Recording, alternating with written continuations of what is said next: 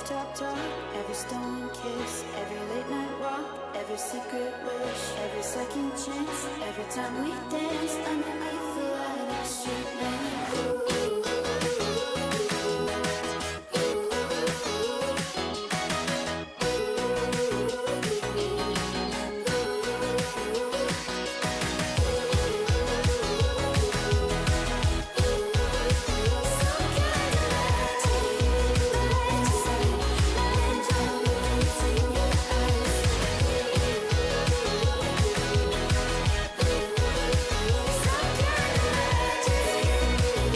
Stars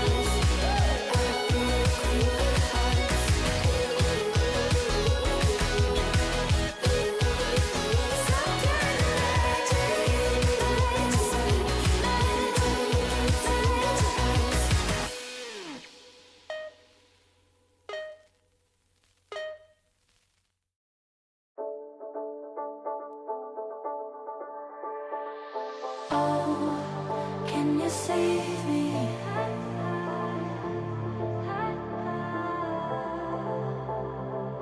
Please come and chase me. 'Cause I ran from everything I know. Even though I gave all of my love to you.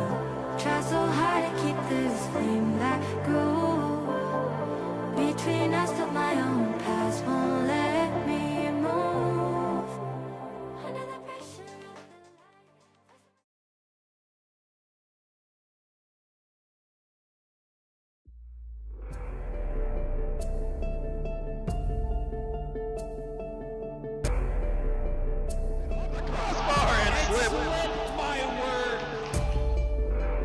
That could be on. Absolutely insane redirect. Off the wall, final 40 seconds. 4 for 4. Goes away. Bogey trying to make this the one that goes. No! Flip reset! Who is this guy? So right now, gets the flick touch towards the net. Is anyone falling? Is he on? Beat on one. It's just Zombs. He's no boots. And Sig at 7-11. Defensive mistakes. Where do they see a touch here? And clutching up with the read.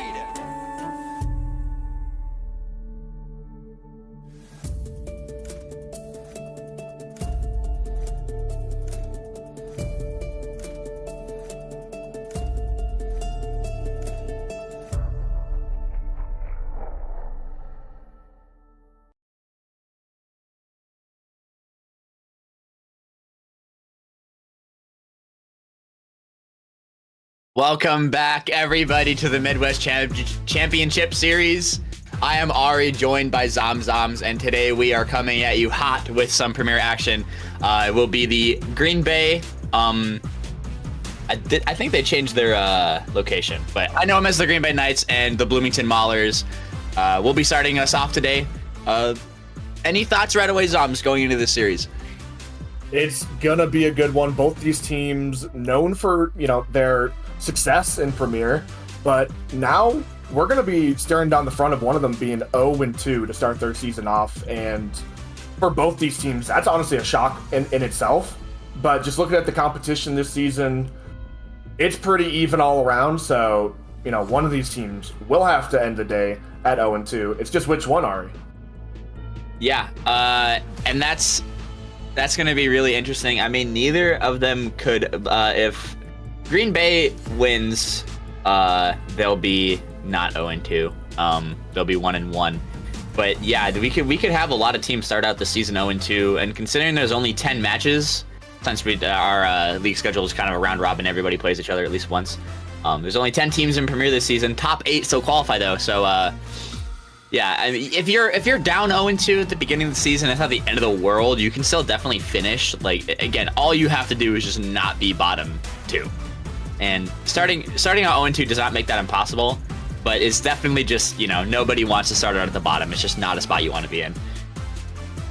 Right, it makes the journey a lot longer, a lot harder, and it's gonna make, every single match, we're getting almost to the halfway point to Major 1 here, and that means these matchups right now don't seem that important for the long term, but that could mean the difference of getting an easy matchup in the major or a very, very challenging one, like we see on the top of this leaderboard. Bloomington Maulers, Premier champions from last season, of course. Clash just finds a way to draft the greatest teams possible, and one of those matches had 2 subs. Yeah, one of those matches weren't even the players he drafted. Those were his challenger players, and they got the job done. You just wonder what type of quality of players that are around here this season. And, if they have their full roster swinging, they could be a dangerous team. I know they took your team to Game 5, which, tough loss, it's a fantastic series, of course. But, now those 2 teams might match up again in the major. We got to see. And, still lots of time ahead of us until that Major 1, but not really. We're about halfway there now. Yeah, we're getting very, very. It's going up really fast. And yeah, over the course of the season, every single game can matter. Every single 5 points can matter. Last season, I missed out on qualifying for Challenger Land by 5 points. So that's one series that we had to win throughout the regular season, and we would have qualified. So some of these games, some of these losses might not seem that important. Like if you're used to watching Challenger, Rising Star, we have those 16 teams, doubleheaders every week, losing one series, losing two series might not be in the world. But when you only have 10 games to play and there's only so much time, it's tough. But for the predictions, Zoms. So what are we thinking right now? Both teams obviously not one to look down the barrel of 0-2. Oh, man, it's a tough matchup either way. Any subs for today? I didn't really catch that part. Let me check. 4 rosters from both sides I'm hearing in. Oh man, so Flyers of the Knights here. Let me do a little bit more research. Let me get back to you here. So we have Trash, Crimsix, and Tricky going up against Fusion, Bleach, Wolf, and Sweet. Oh man. I really, really do love that Green Bay Knights team. You know, Trash, Crimsix, Tricky, 3 super solid players. But Fusion, Bleach just every season finds a way to make it back, and I am gonna back the St. Cloud Flyers today, but I think it's going the distance. I don't think either team are slouches. I'm surprised both these teams are 0-1 right now, so I'm gonna see the Flyers in 5. This is really insane that both these teams are on right now. Trash, Crimsix, and Tricky though, that's a very yeah, I mean, like you said, it's tough picking between these teams. I kind of want to balance the desk. I really like Fusion Bleach, and I like Wolf, but that Green Bay Knights roster does look pretty good, so I think it's only fair that we balance the desk out here, and I'll have Green Bay Knights in also 5 games. I think this series has the legs. I feel like it's either going to go to Game 5 or one team's going to win, like, pretty convincingly. I don't think there's going to be any in between. Well, only time will tell. And getting back to that, I do think, talking about going to Game 5 of the sweep, I think not only every match counts, I think every game counts. As we saw in the standings before, there were multiple teams that were 0-1, but the team that was, that lost 0-3 were on the very bottom. And both the teams that had close games were still qualifying for land. So this game going the distance, even if you lose, you want to be getting as many games as possible. But like I said, only time will tell, Ari. We're just waiting for the players to get in the lobby at this point. You do have to join off us, by the way. Yeah, I do have to join. It didn't put me in. For some reason, it did not drag you in. It's only started doing. I swear to God, this never used to be a problem in this game, and then like eventually some update made it so that you just don't join the private match like half the time. I don't know why, but it's a bug that the developers added so they have more work later on. So they can say that they're fixing the game. Yes. They're fixing bugs. Oh, it's genius. It's genius. They fix bugs and they add new ones. And then so they can say they're fixing stuff. They fix a bug. It's yeah. You watch out. There might be a couple bots in this lobby. We never. Yeah, know. we might get a DDoS for that invades. Definitely in my ranked games. But anyway, you guys, tournaments are unplayable in the year 25. Every single tournament I've been in, I've gone against a DDoSer. It's terrible. It's actually so bad. Oh my. I'm low enough rank where I don't run against that. But in an SSL tournament, I got top. I got 4th. What else we got later on in the night? I didn't win. Yeah, we're having a little bit of technical issues for the other match. In the game, so it was just a moment longer. But while we're waiting around, we might as well look at the matches that we had ahead of us in the day. Front of us, just later on, we got Omaha Buffalo versus the Duluth Superiors. So I'm of course going to be backing my boys in the Duluth. That one should also be a banger. 2 super prestigious GMs, Rob and Force, just monsters at creating teams. So that one's going to be an absolute banger.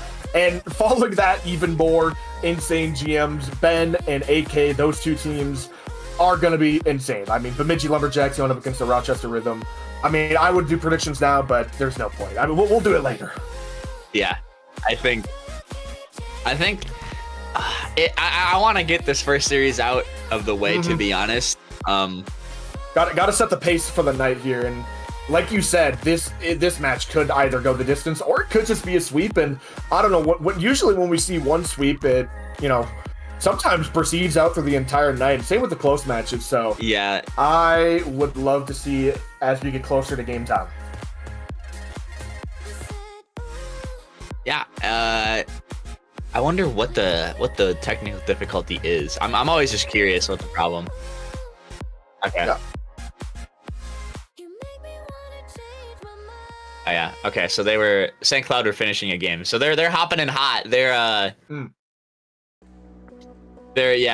warmed up, hopping in straight from a game. So and that helps my case if anything. So I'm plenty confident here. Usually just still not in the lobby. They just baited them a little bit. But as we get closer and closer to game time, I mean, it might be the difference. If Lucian Beach is finally in the lobby, we are ready to get going. We have our predictions set, and the players are ready to get going on kickoff here. Unless they aren't. Oh, we just got baited. Wait, join. Away. We have to wait again. Oh my god. No. Is going to be required. Absolutely cinema. Zobs, these people have so I don't know how much faith you have in a team if they can't even click the join blue team button. So I don't know. They have how many hours in this game? Guys, it's not hard to press the join blue team button. I swear, it can't be that hard. They're icing them, and honestly, it worked. They iced us. That was incredible. They iced us. They baited me. I thought we were actually gonna play Rocket League. So I did the whole intro and everything, and now we got to do it again. And maybe I'll pass it off because clearly I don't have the special touch. Clearly, clearly, not me announcing the wrong team that Green Bay was playing against in the beginning. Okay, though. I might have been looking at the wrong week. We're okay. What a humble it's man. It's not your fault. My B. It's okay, though. They're Guys, trying to figure out lobby info again. It happens at every level. It happens at our Rising Star, and it happens at our Premier.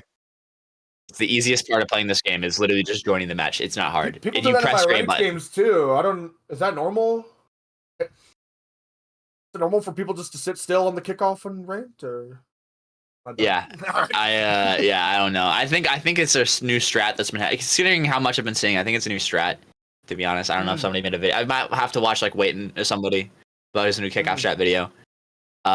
Just giving up in the first 5 seconds on the front page, but everybody is ready.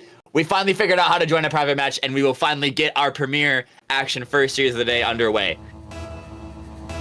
Yep, I think the pacing of this match is going to be set with this first kickoff, and already losing it to the back corner. Crimson is trying to control it, but Sweet's already taking a shot into the backboard. Future Beach could not quite get around that one for the shot, and he's sent to the backboard. Wolf is taking possession here, trying to slow the pace of the game down. Crimson's reading it the whole way, but the shot fired off to the top corner, just barely distance mark. Sweet trying to air dribble it in now, double commit on the goal line. Pressure is building. Can they break free? Tricky does get a solid 50. Crimson trying to close the space. That was just enough time to get his teammates back into play, and 30 seconds into this one, and the Flyers have had all the pressure. Yeah, it's still in this orange half. I thought they were about to get it out there, but no, that's actually a shot attempt on target. It is saved away. Wolf gets a beat, goes out mid. Tricky, beautiful first touch, pop to himself. Gives his team a lot of time to get back and get boost here, which they do. Crimson's having a little bit to chase this. Fusion still has to beat on him. Another look towards net, but it is trash, just getting in the way there. And while Flyers have a lot of pressure, every single time it seems like they have that shot lined up, they get that opening, there is a Green Bay player that's just right there. But speaking of that, oh, that looked threatening, but again, Green Bay at the last second are just there for it. They're ready. Tricky, huge ceiling pinch, might finally relieve the pressure, but Fusion was already getting back for it. Bang, still in their corner. Zobs, they still have not gotten this out of their half for any more than 3 seconds at a time.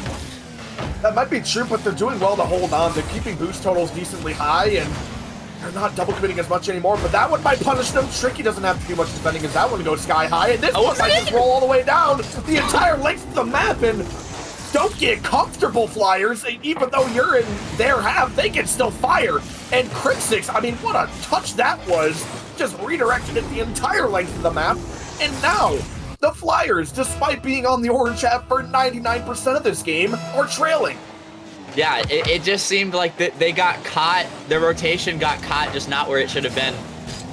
The shot goes high. There's a redirect off that touch on the backboard that nobody was there for. They expended all their boost, and that allowed a huge gap in their rotation. All it took was that one touch, a bump on the back line, and it's just a slow roller into the open net. And for Flyers, I mean, it's always a mental, the mental of just getting every single attempt you have blocked over and over and over again, only just to concede.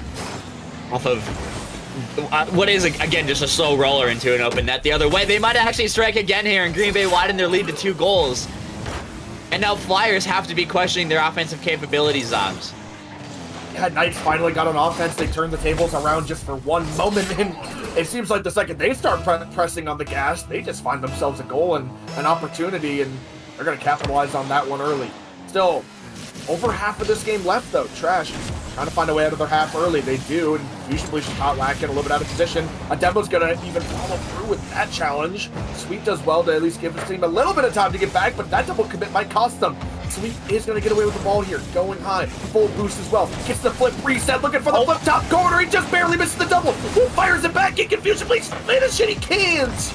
The angle was shut off. He puts it high, and now this pressure play is immediately shut down. That might have been their best chance or their best look at them that they've had all game, but both attempts went to the crossbar. Yeah, and that flip reset play looked insane.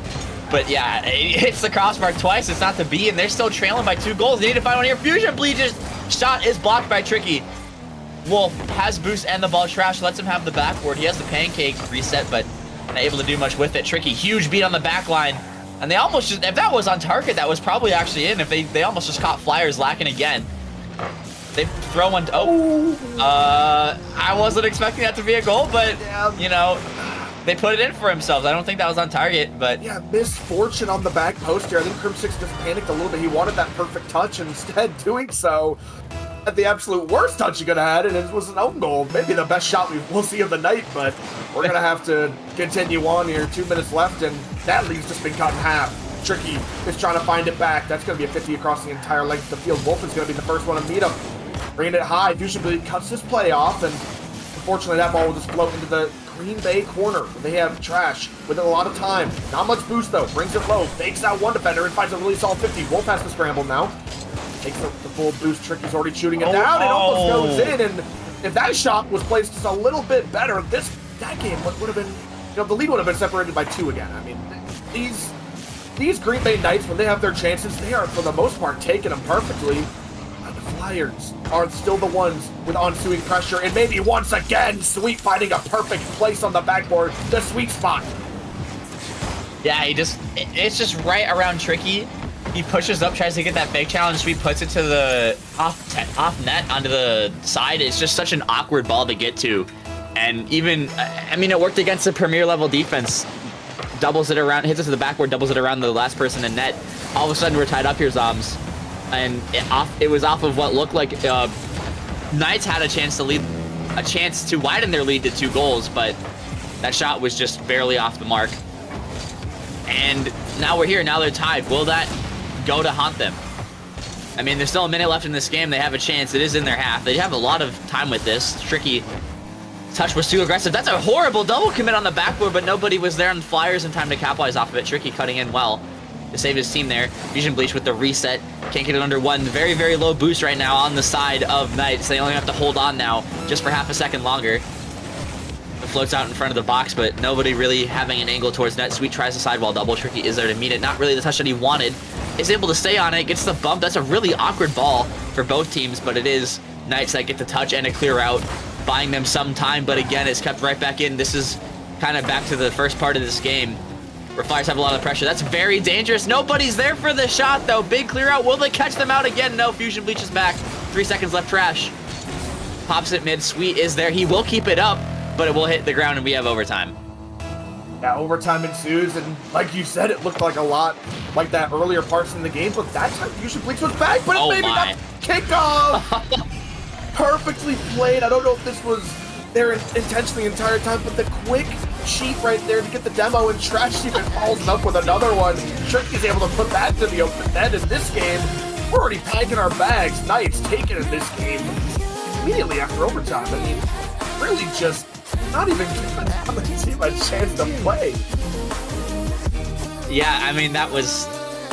I don't really usually gawk at demo plays that much, but the way that he headhunted the last man after getting that demo with 0 boost and he just bodied him and gave his teammate about the most free open net you could probably ask for at this level of play.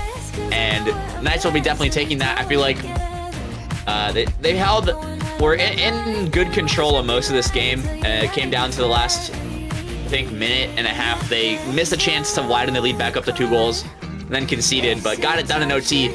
But yeah, I mean, I think this is a very good sign for the future of the series. I think most of these games will be very close fought battles. You're not going to be able to win off of just having a good couple minutes of gameplay. You need to go the whole 5 minutes without with keeping your foot on the gas the entire time, with keeping full focus, because as soon as Green Bay looked a little bit off, Flyers were able to equalize very quickly.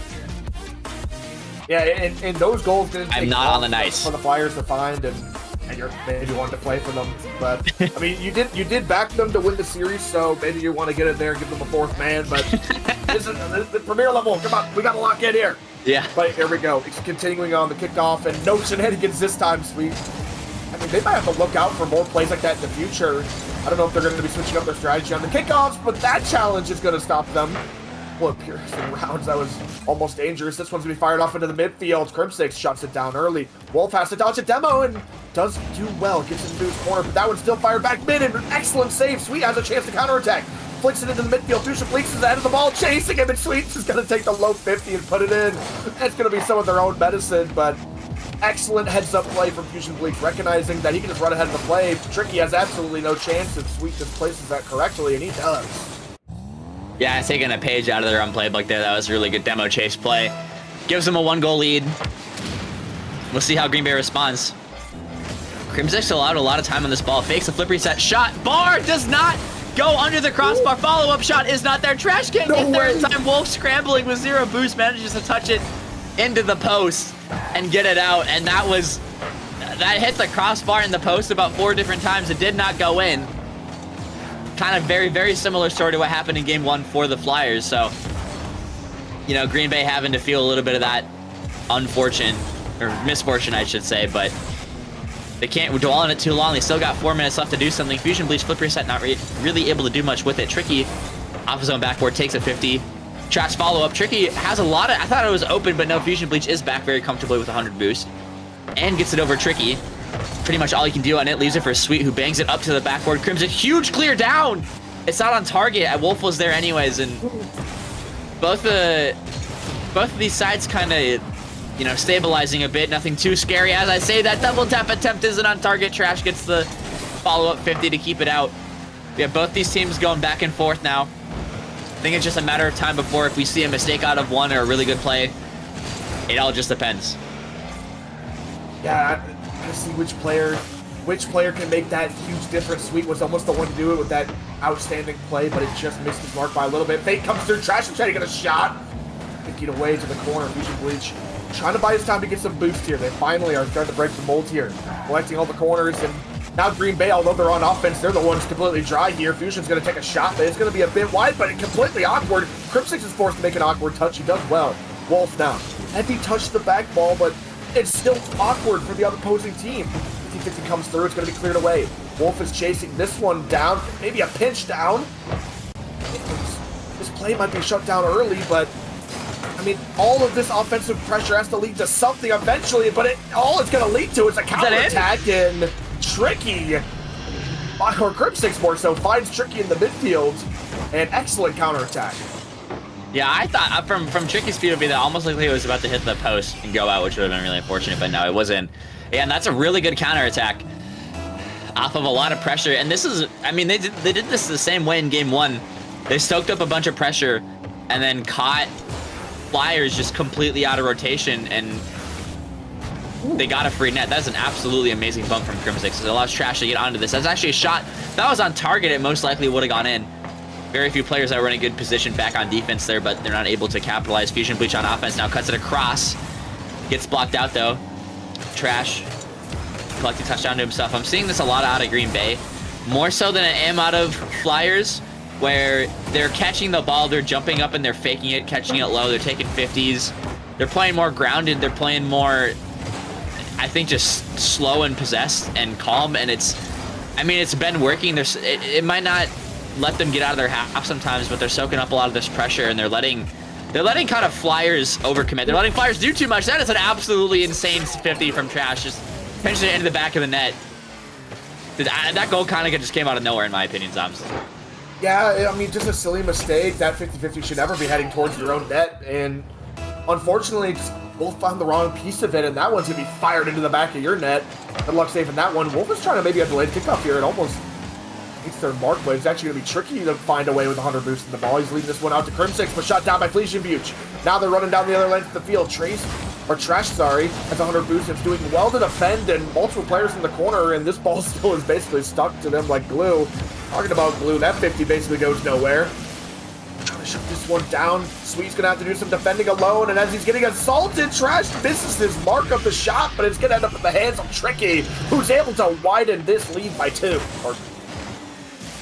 Yeah, able to get us back to a 2-goal lead, or back to a 2-goal lead. They get a 2-goal lead. They didn't have it at all this. I'm used to the first game, and yeah, I see that even though it didn't affect the play too much there, the fact that Green Bay are just every single time they're having that first man look for demos, looking for bumps. That is an amazingly placed shot, but it's out on target. It would have made them have a 3-goal lead with a minute left. Would have basically put the nail in the coffin for this game, but now they have to fight a little bit more on defense, which, to be fair, they have been doing a very good job of that this series, so nothing too worrying, especially with Tricky on the ball with 100 boost. Gets it past 1, and the pinch down, but Sweet is there. Off the ceiling to himself. That's actually a very scary look. He gets a touch. Trash is awkward. He just barely gets that above his net. That looks so scary. But, I mean, they keep their 2-goal lead with going towards the half a minute remaining mark now, looking pretty in control of this game. Got 30 seconds left here. A lot of work is to be done for the Flyers here. This is going to be the backboard shutdown once again. Trash is just covering it. Does well. Sweet is trying to keep the pressure, but as that clear comes out, that might just do it. I mean, they are running out of timing. They need to find 2 goals quick. Wolf is going to maybe have the last chance here. Taking this one high, looking for a pinch into the midfield. Sweet might just be there, but Crimson shuts it down for maybe the last time they need this game. This one's going to be put into the dirt, and that's the seconds count down. That's going to be their death wish, because this game's over. Yeah, even if they keep it up, even if they get another goal, and they won't, Knights will still win.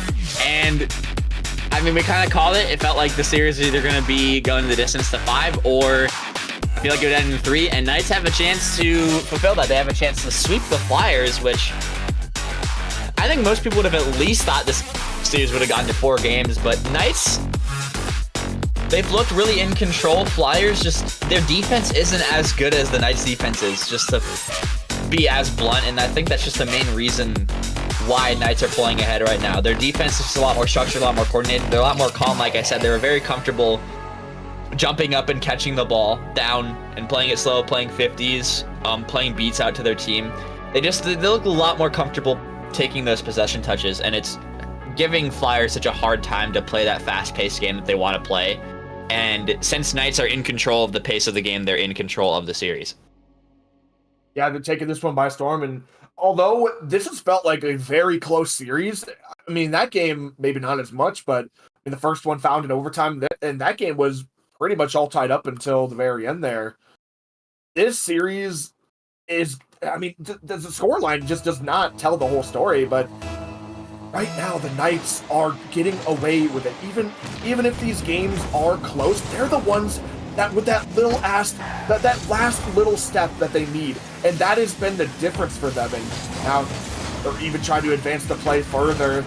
Their ability to just sponge up everything, like you said, all offense, and even turn it into, or even turn their defense into offense. I mean, they just got to continue that for 5 more minutes, and they'll take away a win here in 3-0. And like we said before, every game could matter, and a 3-0 victory could push you up to maybe even like the top 3 at this point.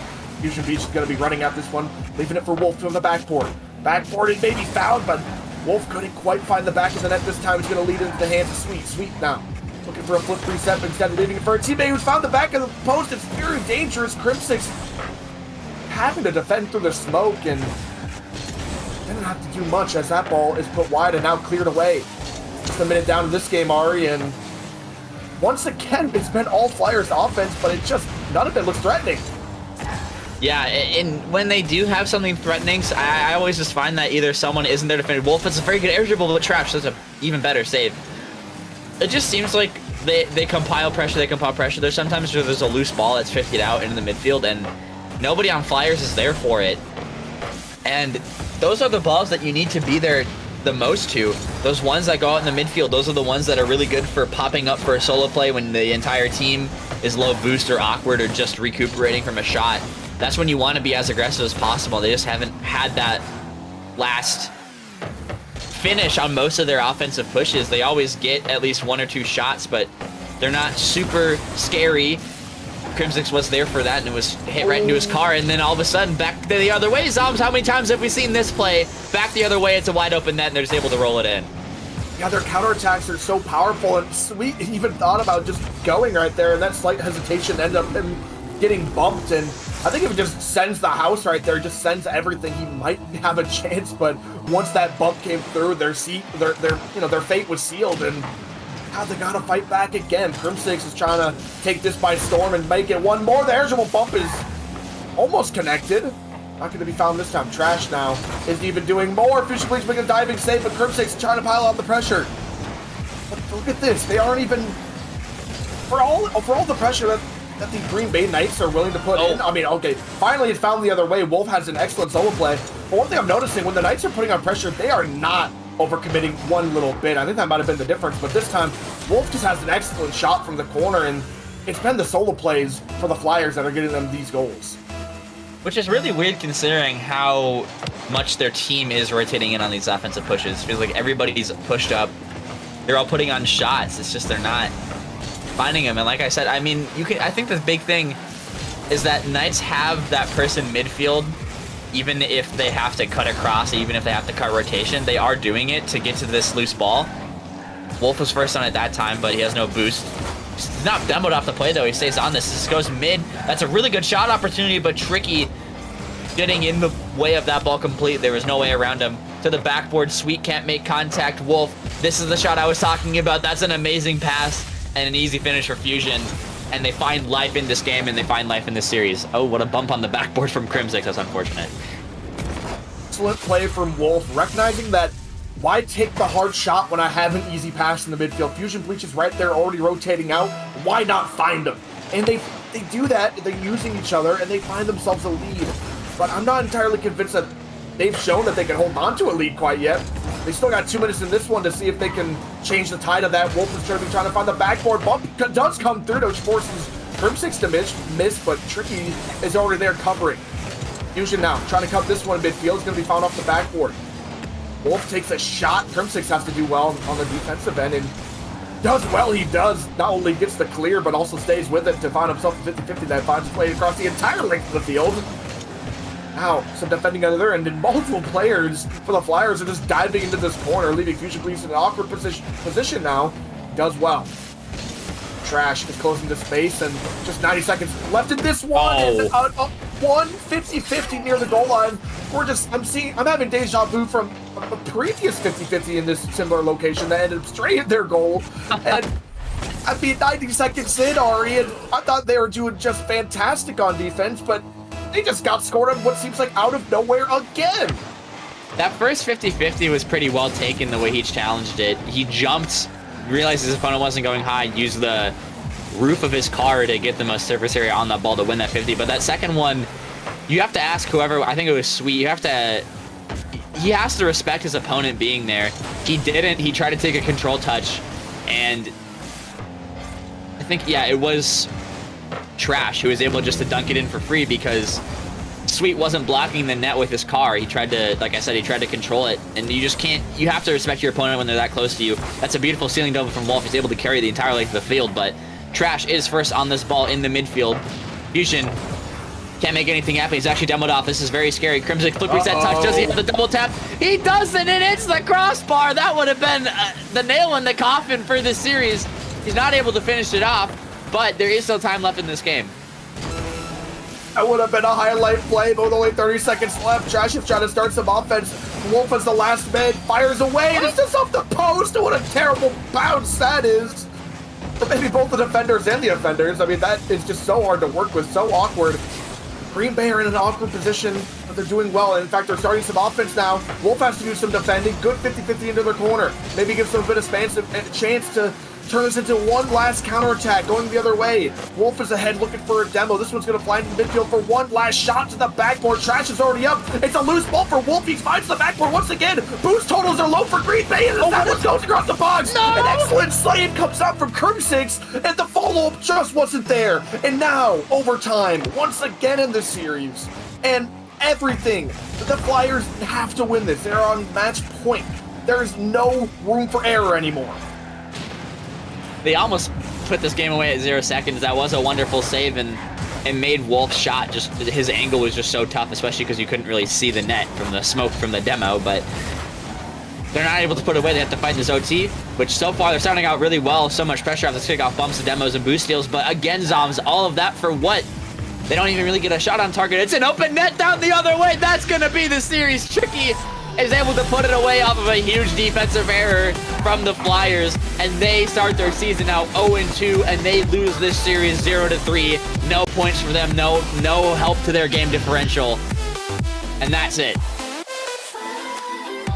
This just went completely off rails to what I was expecting to happen. I mean, credit to the Flyers. Each game was close, but just having close games won't give you any points or even game differential. And I mean, just look at how many shots the Flyers really had at the end of that game. I mean, I know they all left, but on your guys' screens, I think you guys see, I think just Wolf alone had 9 shots right there. I mean, the pressure was there. I think the Flyers, although starting off 0-2, I think they have something there, and they could just change maybe a few things. But I really do like where that team's head was at. But today, the Green Bay Knights just were too much to handle. Their counterattacks, their defense was just far too solid. And to beat a team like that, you're going to have to find out maybe some other strategy. But Ari, yeah, you got the prediction right, though. You said this was either going to be an intense game 5 or just a quick sweep. We might be looking... I mean, typically when we see one sweep, maybe a couple others will follow, but I'm hoping not for the case for all the fans of Rocket League here. But excellent Series 1. Yeah, that is an excellent Series 1. I think that, yeah, like you said, I think those games are really close, but that doesn't matter because you didn't win any. And I think that, yeah, while the scorelines were close, I think that for the most part, it was Green Bay that had the leads in the games. It was Green Bay who was in control, who was setting the tempo of pace of the game. In game 3 was by far the best game. That series I saw out of St. Cloud. They just weren't able to, if you have that many shots, you need to be scoring at least 4 goals, in my opinion, because that shooting percentage, that conversion rate has to be near or at single digits for St. Cloud. And if you're able to get that many shots, if you're able to pepper the net that bad, you should be scoring more. I think they know that. I think that they definitely have a lot of potential throughout the season to come back, and that definitely would not be surprised if they do qualify for land, even if I honestly wouldn't be surprised if they end up ending top 5 or top 4. Because they have that pressure. They do a lot of the hard stuff to get the pressure to be comfortable sending their entire team forward, but they just weren't able to put it in the back of the net today. Yeah, but looking forward now, these aren't the only matches that we were playing today. Hopefully transition to the schedule. Sorry. Also, you don't have your stream open, Stewie. Sorry, Stewie. Oh, we're on the schedule. All right, looking forward here. We have the Omaha Buffalo going up against the Duluth Superiors. And, I mean, for as much of a banger that this St. Cloud Flyers and Green Bay Knights match was, this one is also going to just be absolutely insane. Are we going on break here? I'm not entirely sure. Yep, we're going to be going on break here just for a quick moment, but don't go anywhere. We got plenty of more Rocket League ahead for you. Stay tuned. It's going to be maybe 5 minutes, but we'll be right back. Thank you.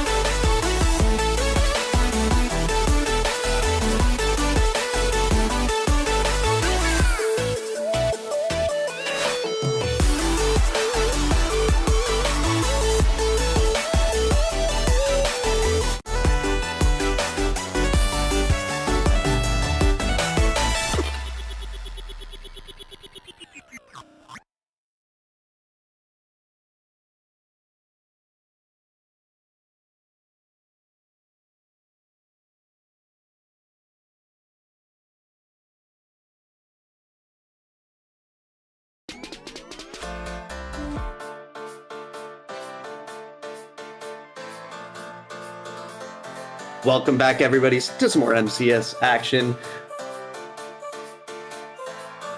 I am Clash, joined by Ari, and we got Buffalo versus the Superiors in this one. First, Ari, let's recap that last match a little bit. That was a dominant one for the Knights. Yeah, a lot of really interesting mistakes from the Flyers on defense, and they just weren't able to do much on offense as well. And Green Bay, it wasn't like Green Bay did nothing, though. They were really strong on defense for most of that series. They did well, and I think that they fully deserve that. It's unfortunate St. Cloud goes 0-2. We could actually have another 0-2 team today in the Omaha Buffalo. Now, that being said, that is exactly the reason why I do not think that they will lose. Also, Volt, please do your laundry. I do not think that they will lose this series. I think that, obviously, we all know everybody can read, hopefully, 1s and 0s and 2s and 3s. Actually, no 3s yet. We haven't played 3 games in the season yet. So, 0s, 1s, and 2s, and see that Omaha could be 0-2 as well today, if I'm not mistaken. And I feel like going into this game, they know that, and they are going to do everything in their power not to go 0-2, and I feel like they will win the series. I feel like just because they know that they shouldn't be 0-2, and I feel like they're gonna lock in and they're gonna win the series for themselves. I feel bad disrespecting them, but especially because they have that win last week as well. But I'm also going to be going to Buffalo. They were the ones that got swept last week, but I really like this roster. I think they have a lot of potential. I know Caden hasn't been on as many hours, but now hopefully grinding a little bit more. So I'm going Buffalo as well on this one. So Buffalo Superiors, as we get into this one, well, I want to see some high-flying offense from this Buffalo squad. I feel like they have probably the highest potential of any of these teams, but they didn't prove it. They didn't show it last week, so we got to see it this week. Yeah, I 1,000,000% agree. I don't think that. I mean, holy crap! Buffalo have Caden, who is known to be a very, I feel like, mechanical player. Volt. I feel like Volt, he's not like flashy mechanical, but he's scored definitely his fair share of highlights and clips in this league before against premier level defenses. He's a very seasoned player. I feel like he's very solid, very consistent. And Fluffy, who I personally do not know much about. And then obviously we have Fours, Sean, and Busy. Fours has been a very lethal premier player. So has Sean. And Busy, I think this is his first full season in Premier. In Challenger, they went out in the upper bracket and then lost in lowers right after. So I think they was that third top 4, third, fourth in Challenger last season. So we'll see how. I mean, they're currently, what are they? They should be only 0-1 because they've only played. Yeah, they're 1-0. Sorry, they're not 0-1. They're 1-0. They're 1-0. They've won 1 series, but we'll see. Caden couldn't get that open net, but he's just gonna pass it to his teammate. Fluffy takes that well, and they start out on the front foot here, 1-0. Yeah, kind of a free one. Sean going missing there. Busy has to play hero ball. Caden knows that, so he just plays it right over him. Quick and easy one from the Buffalo, and getting a little info on the back end. Like they got some scrims going on. Buffalo have had some recent scrims that they have been dominant in. So a little bit more fuel for our prediction there. At Buffalo grinding and playing well not in the matches, unfortunately, in the most recent one, but still as a team they have some info to stand on, some stats to stand on, even though they are 0-1 right now. But as we continue in this one, Caden trying to press this one forward. Well, only as far as 4s now. Fluffy, what is missing here? That's going to be another free one now. Open. Just going the other way. 4s walking the dog straight into the net. Yeah, I'm really curious. He didn't even get close to touching that ball, Clash. No.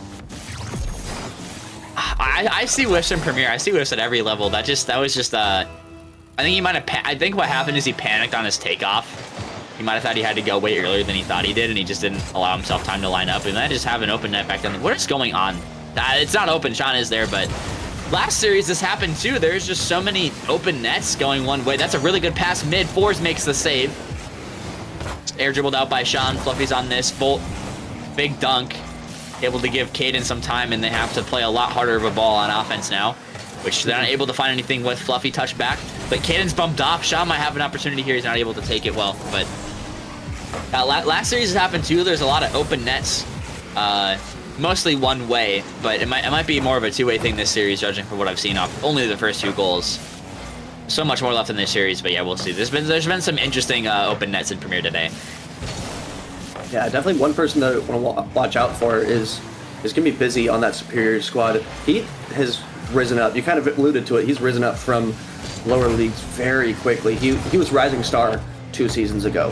Challenger the last season. Oh, what a great save! Oh, but that one just finds its way through. Caden finding the second one. But I'm going to continue the thought really quick. Yeah, Busy coming from the lower league. Now he's trying to prove himself all the way up in Prem now.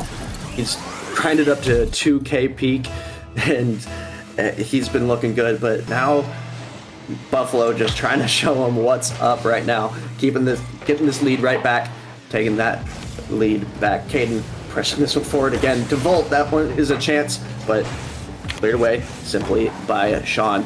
And I'm trying to I just want to see this Superior squad get out. I feel like they're kind of trapped in their half right now.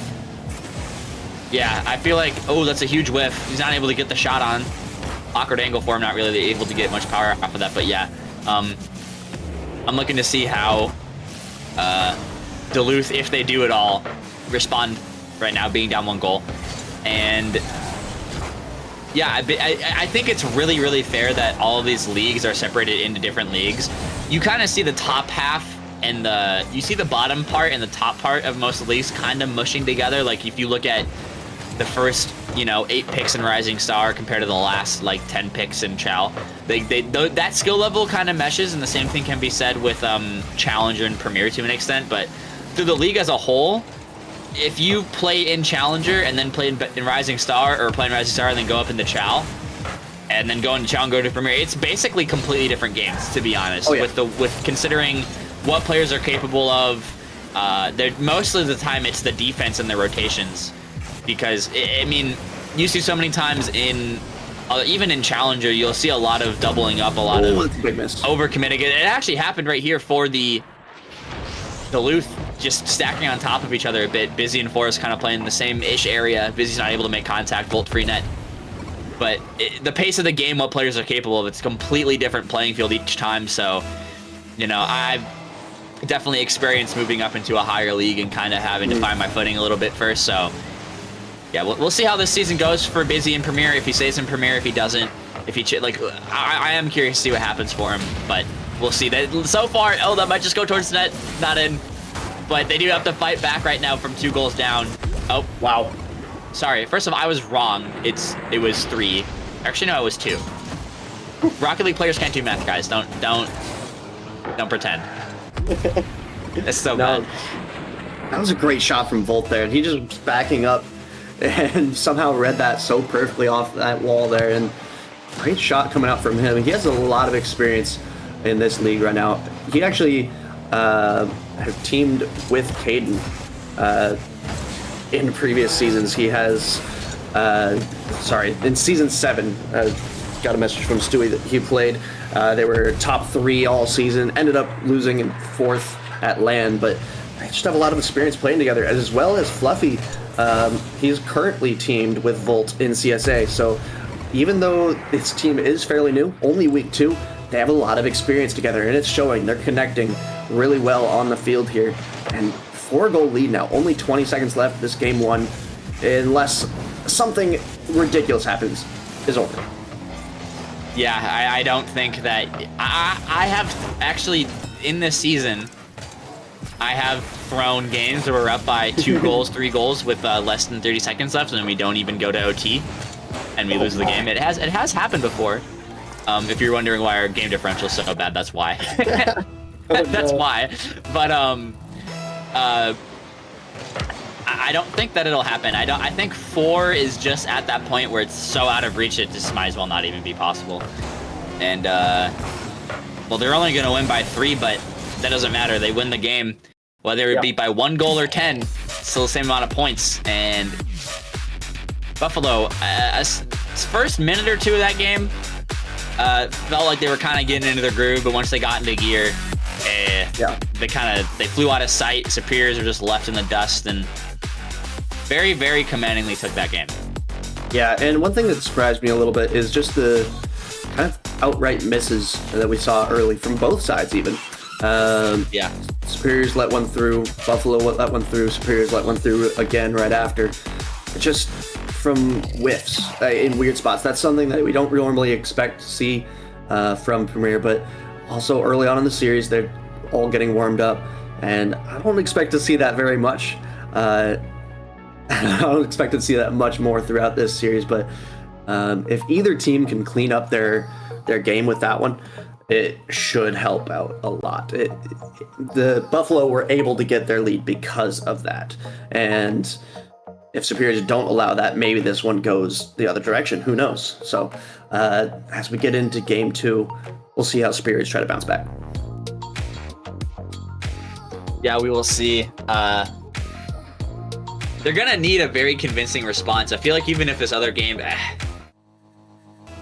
if they need this game clash, because considering how they just lost, if they lose game 2, like the thing is with reverse sweeps, right? Is that they're very possible, especially if the games are close. Like last series, I wouldn't have been surprised if Flyers started if they were able to reverse sweep, but they started executing on their offense more. Mm-hmm. They had a good chance of reverse sweeping. But this series, if they don't win this game, I don't see much out of them right now that's convincing me that they can sweep this Omaha team in a reverse sweep scenario. And so far, the game's starting out pretty calm. I feel like this is a lot slower paced than the last series they played. It seems a lot more. There's a decent bit more space being given. Players are allowed. I feel like it might just be that Omaha just have really good control of this game. It looks like they are. They're just always in the right spots. Caden even backward there is able to get a threatening look towards net. Busy has the boost. One touch towards backboard. Fluffy's going to be there for it though, and has the boost for a follow-up. Gets a beat on 2. Back down the other way, but yeah, I'm curious to see what Duluth do, because pretty much all of the pressure is on them right now to respond after that game 1. I will say, I feel like if you're going to play this Omaha team, it might be good to play them early. I think Caden, where he was drafted, is a steal if he's playing to his potential.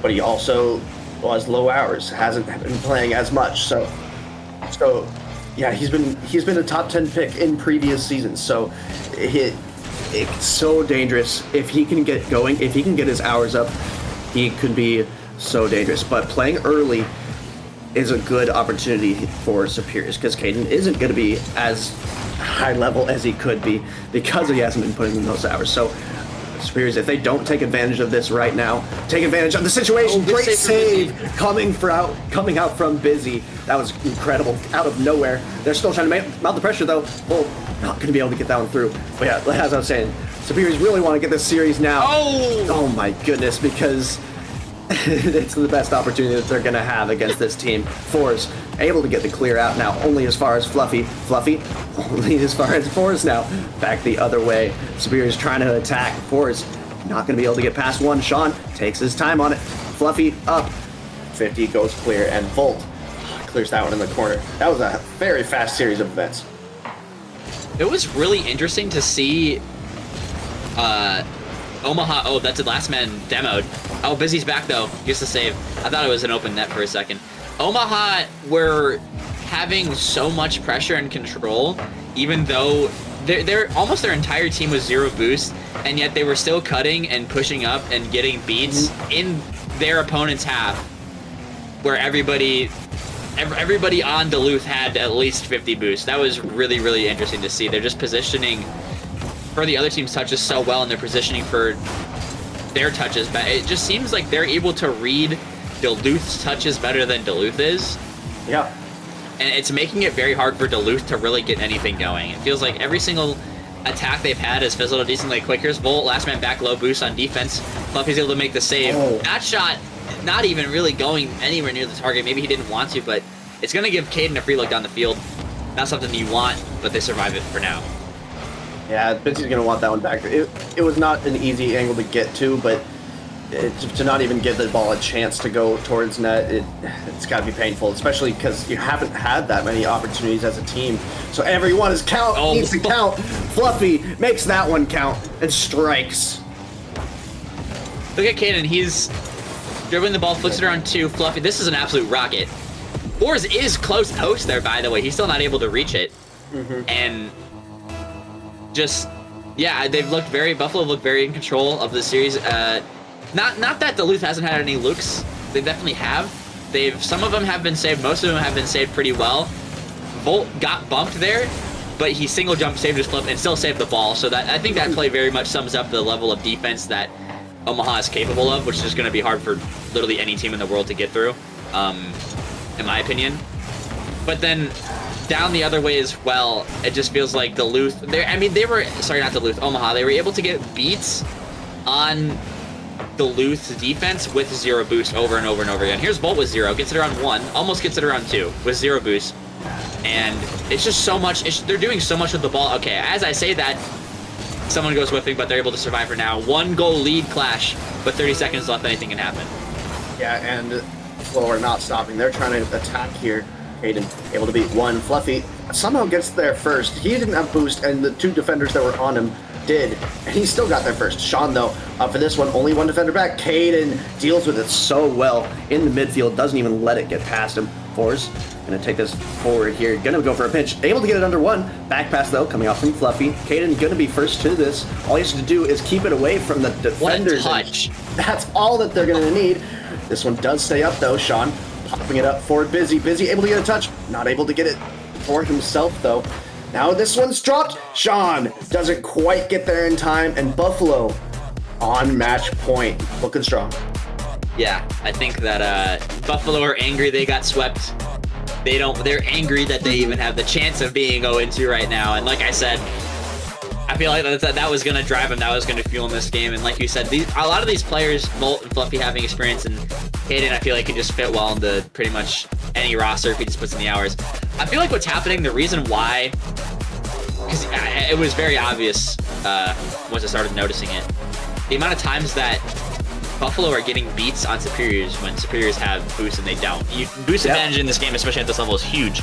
And the fact that Buffalo are able to just get beat after beat, even with 0 boost, it's a combination of they're doing a better job of conserving their momentum, and their rotations are allowing them to be at full speed most of the time, but they're also just making their decisions so early on whether or not if they're going or not. It's pretty much, they mostly make them before the play even happens. They decide who's going to go, who's not going to go, and it allows them to play at a super fast pace. It doesn't matter if they have boost or not.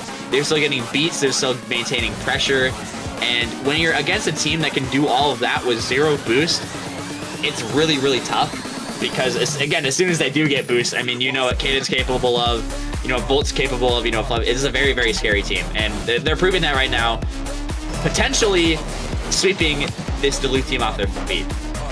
I feel like it's kind of a weird concept because most high-level players mostly play twos, but I feel like that's a very twos play style to try to control the ball, not early challenge.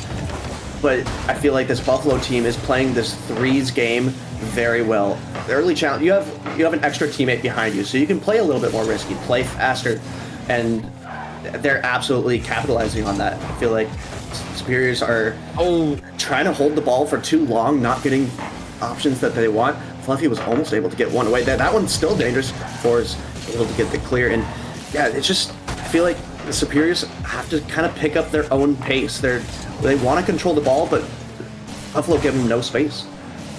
Yeah, and you're seeing it again. They're just doing so well and very little to no boost. They're just very confident in the reads of the play. They're very confident in their team's rotations, and it's allowing them to just do so much here. You see all 3 players in the same corner of the field, which normally is a very not good thing to do. But then look, all of a sudden they're dispersed out.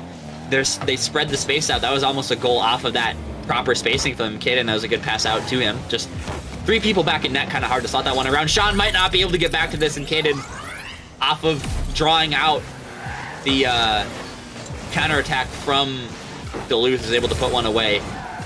Might have been able to, no, it's a pretty fast ball over his head. Yeah, I thought he might have been able to stay grounded, but no, he needed the pre-flip to get to that. Not able to reach it. Yeah. And It's looking very dire right now for Duluth Superiors. Yeah, I wish I saw how that one unfolded. My camera got a little messed up during the replay, so I couldn't see it. But just another free one for Buffalo now. And Volt looking so dangerous. Fakes out the first. Sean able to get a piece of it, though.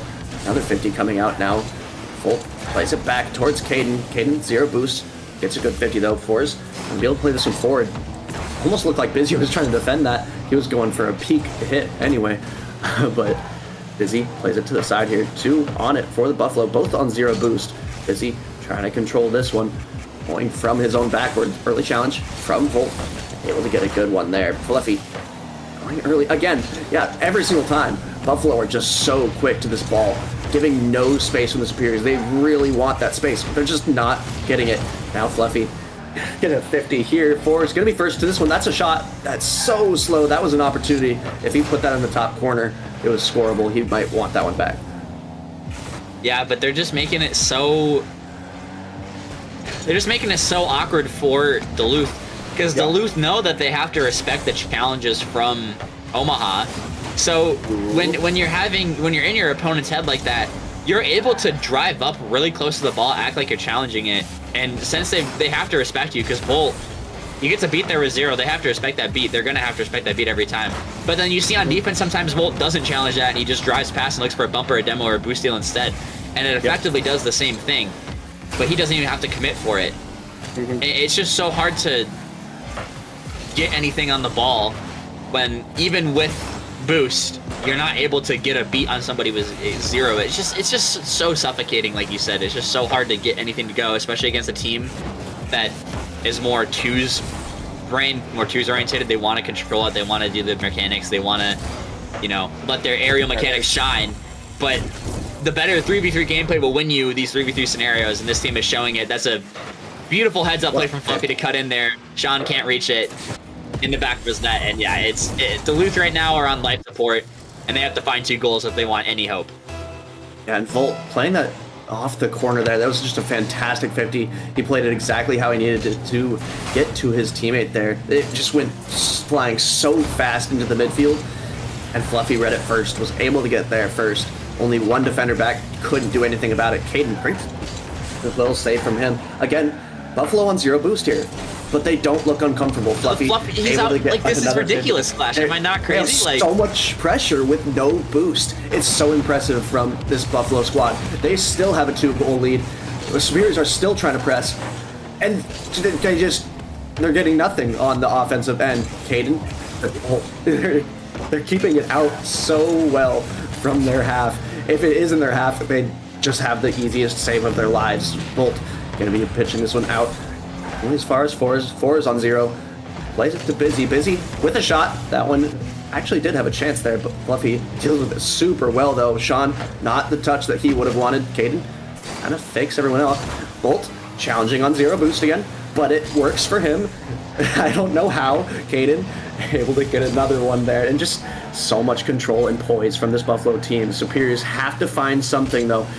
So Bolt's on 0 again, and he still has control. I don't understand. I think the thing, every single time I've seen Volt, I think the thing is yeah, he's really good on 0, but that one pass up to, I think it was either Fluffy or Caden who cheated up with 0 boost. Volt had like 10 boost, but he used it in such an effective way, such an efficient way, where, Busy, is that it? No, it's not, and they need every single second. That was almost saved off the goal line. They need every single second of this game right now to have a chance, but yeah, he's able to do a lot with 0, but he's also able to do a lot with 10 or 20. He's able to reach balls and read bounces that usually most people need 30 or 40 boosts to reach, but he only needs like 10. So his teammates are able to trust his touches a lot more. He's able to do so much with such basically, from that 0 to 20 boost range, he's able to get to so many things that most players can't even get to with 50.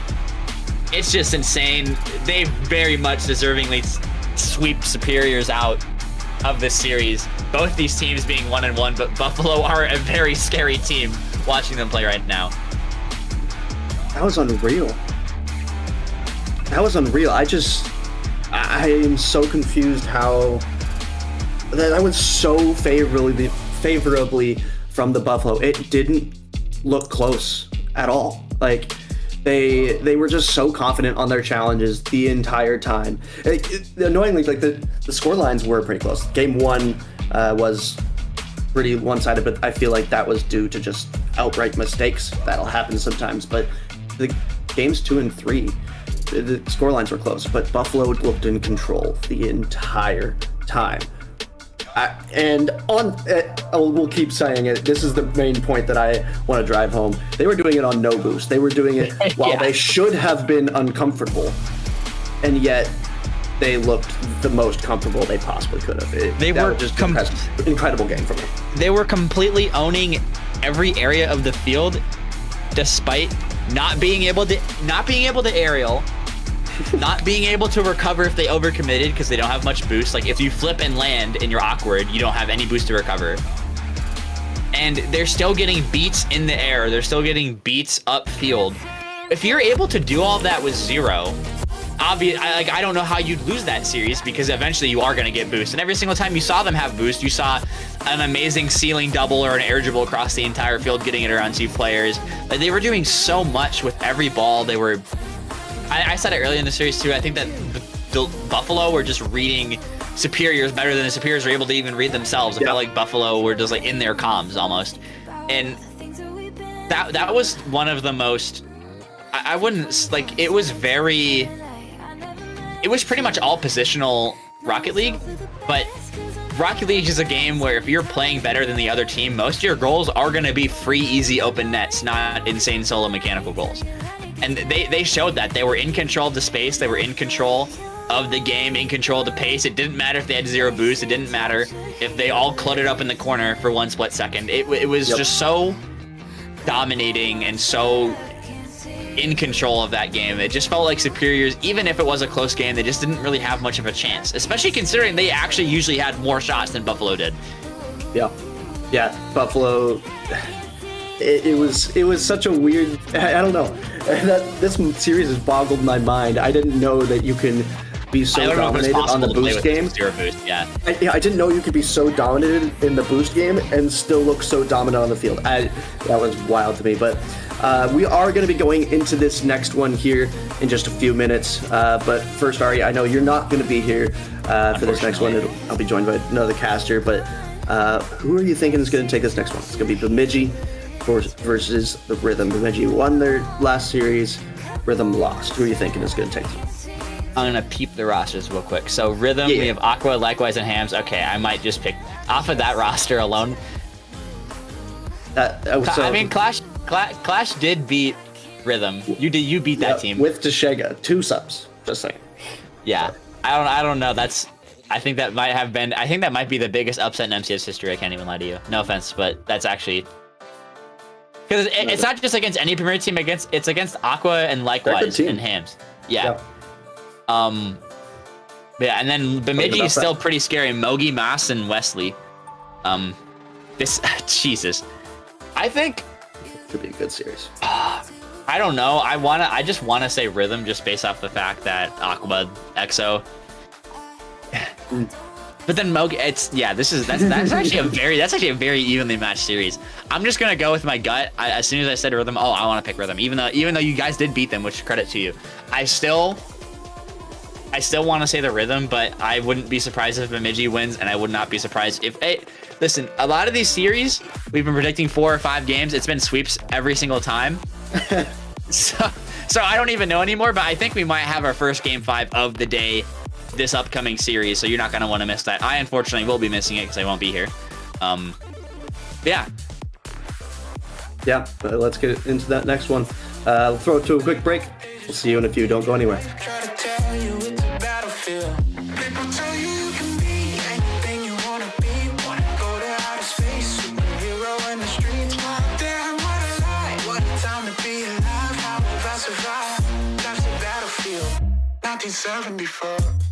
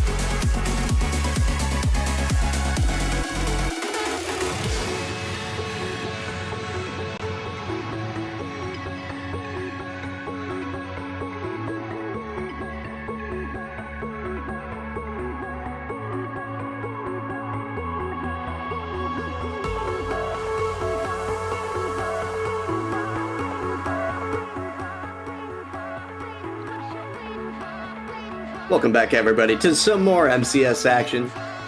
I'm Clash, joined by Zoms. Zoms, what do you think about that last match? That was pretty one-sided. Heartbroken. I'm devastated, and I have no further comments at this time for the Duluth Superiors. That is my franchise, of course, so I got to back them all the way. And it was a little bit brutal. They didn't quite get to the start that they wanted, but still lots of season ahead of us, so I wouldn't let them.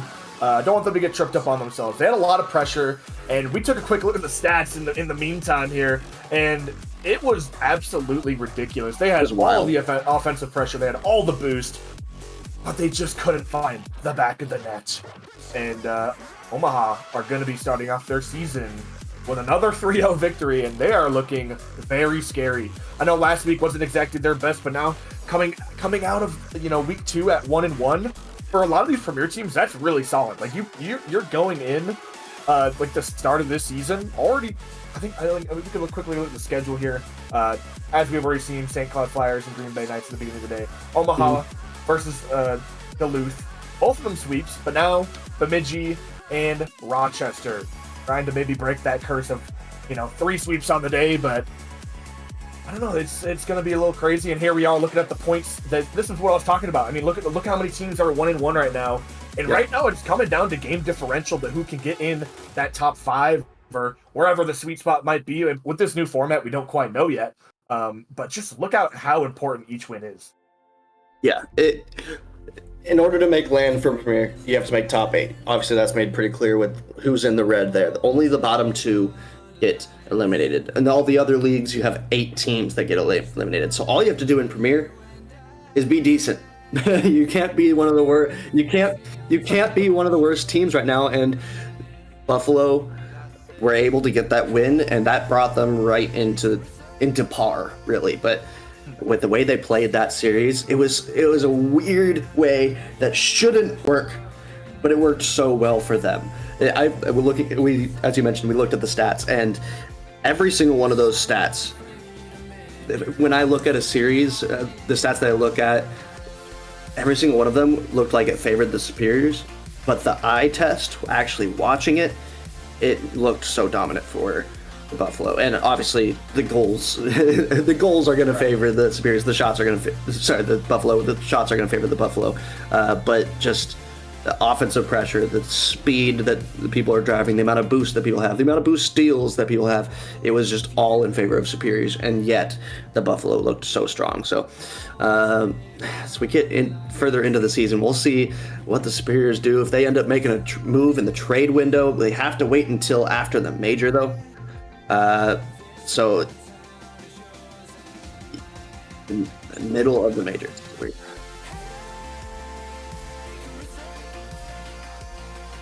Yeah, so it's a little confusing on when the trade window starts. It looks like you can make moves before Premier plays their major, but no one else, but the Challenger and Rising Star have to wait. So it's a little funky there, but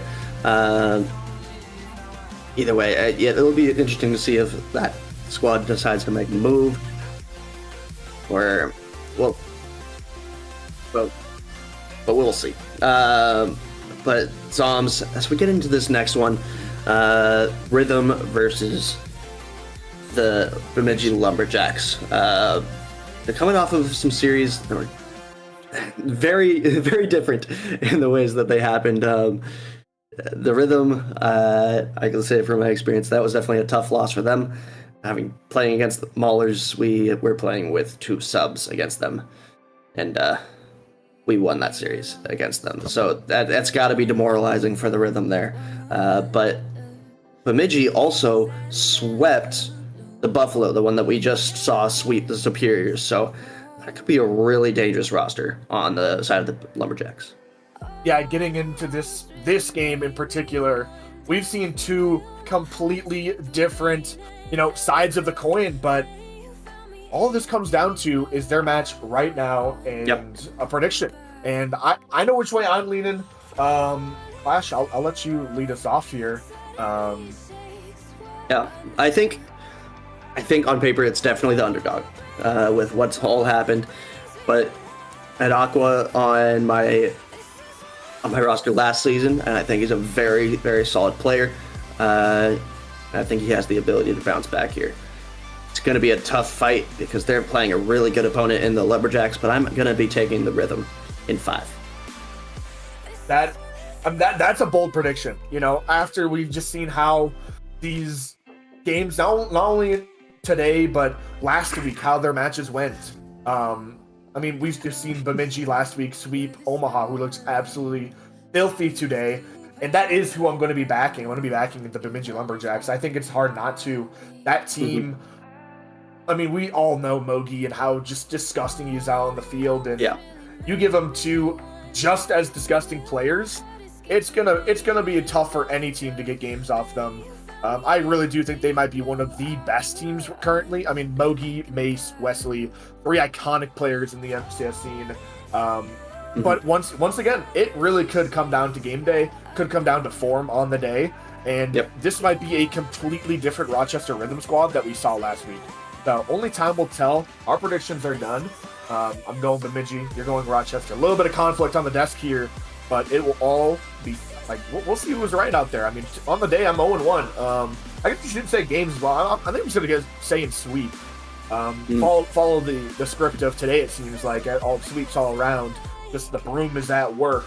I don't know. You following through the sweep, or do you think it's going the distance? No, I think it's going the distance. I would be surprised to see the Rhythm if they somehow figured out a way to sweep this one. But I do think they have the fight. I do think they'll be able to get this one back. We're just waiting on the Rochester Rhythm to join the lobby here, so we'll talk about some other matches. I know we had another match that came in score report wise in a reverse sweep. The Kansas City Outlaws beat the Brainerd Victory. So that one, that one's pretty crazy. Want to talk about that one? Yeah, I was actually waiting to cast this one. I was actually in VC, and one of their members, Whitlock, he joined in, and he loves his team. Like that last week, they prevented a reverse sweep. You know, they were up 2-0, and they seem to have this knack for going up 2-0 pretty easily. And then all of a sudden, a series that doesn't look close, all of a sudden they find themselves in game 5, and it's a coin flip. It seems like last week they were able to shut it down, but this week that train must have gotten out of hand, off the rails, and they couldn't stop the reverse sweep. I'm interested to see how that game went. For Whitlock's words himself, he said he just like a switch got flipped in game 3, and he just wasn't playing as good from then on. I don't know if it's something mental, but that could be something to think about. The one important thing is that he says he loves his team, so I think they're willing to find a way and work past that. But we'll just have time will tell. Yeah, and standings wise, Outlaws, they were able to jump to number 1 with their win there. So that's a huge jump. But they very well could get passed by Lumberjacks in this series. Lumberjacks are right there. All they have to do is win the series. It doesn't even matter in how many games, and they would take the number 1 seed. That being said, if the Rhythm win, they wouldn't. So, not that it really matters this early in the season exactly where you're placed perfectly in the standings. What really matters is yourself making sure you're getting as many wins as you can. But obviously, you want to try to jump up if you can. So Lumberjacks trying to get forward. Outlaws are trying to hold that spot. But did mention earlier on the graphic how where the trade window was, but it was adjusted slightly. We had the wrong graphic on there. So this makes a little bit more sense. It is after the major, which makes a lot more sense. That's what I thought it was. So it won't be until after the major. Premier cannot make any moves before they start. So we're good there. But as we're getting these players into the lobby, Aqua and his team here, they're gonna have to bounce back from last week. Zombs, are you expecting much of a fight from Rhythm? I know you're predicting Lumberjacks in a sweep. Do you think Rhythm are gonna keep it close?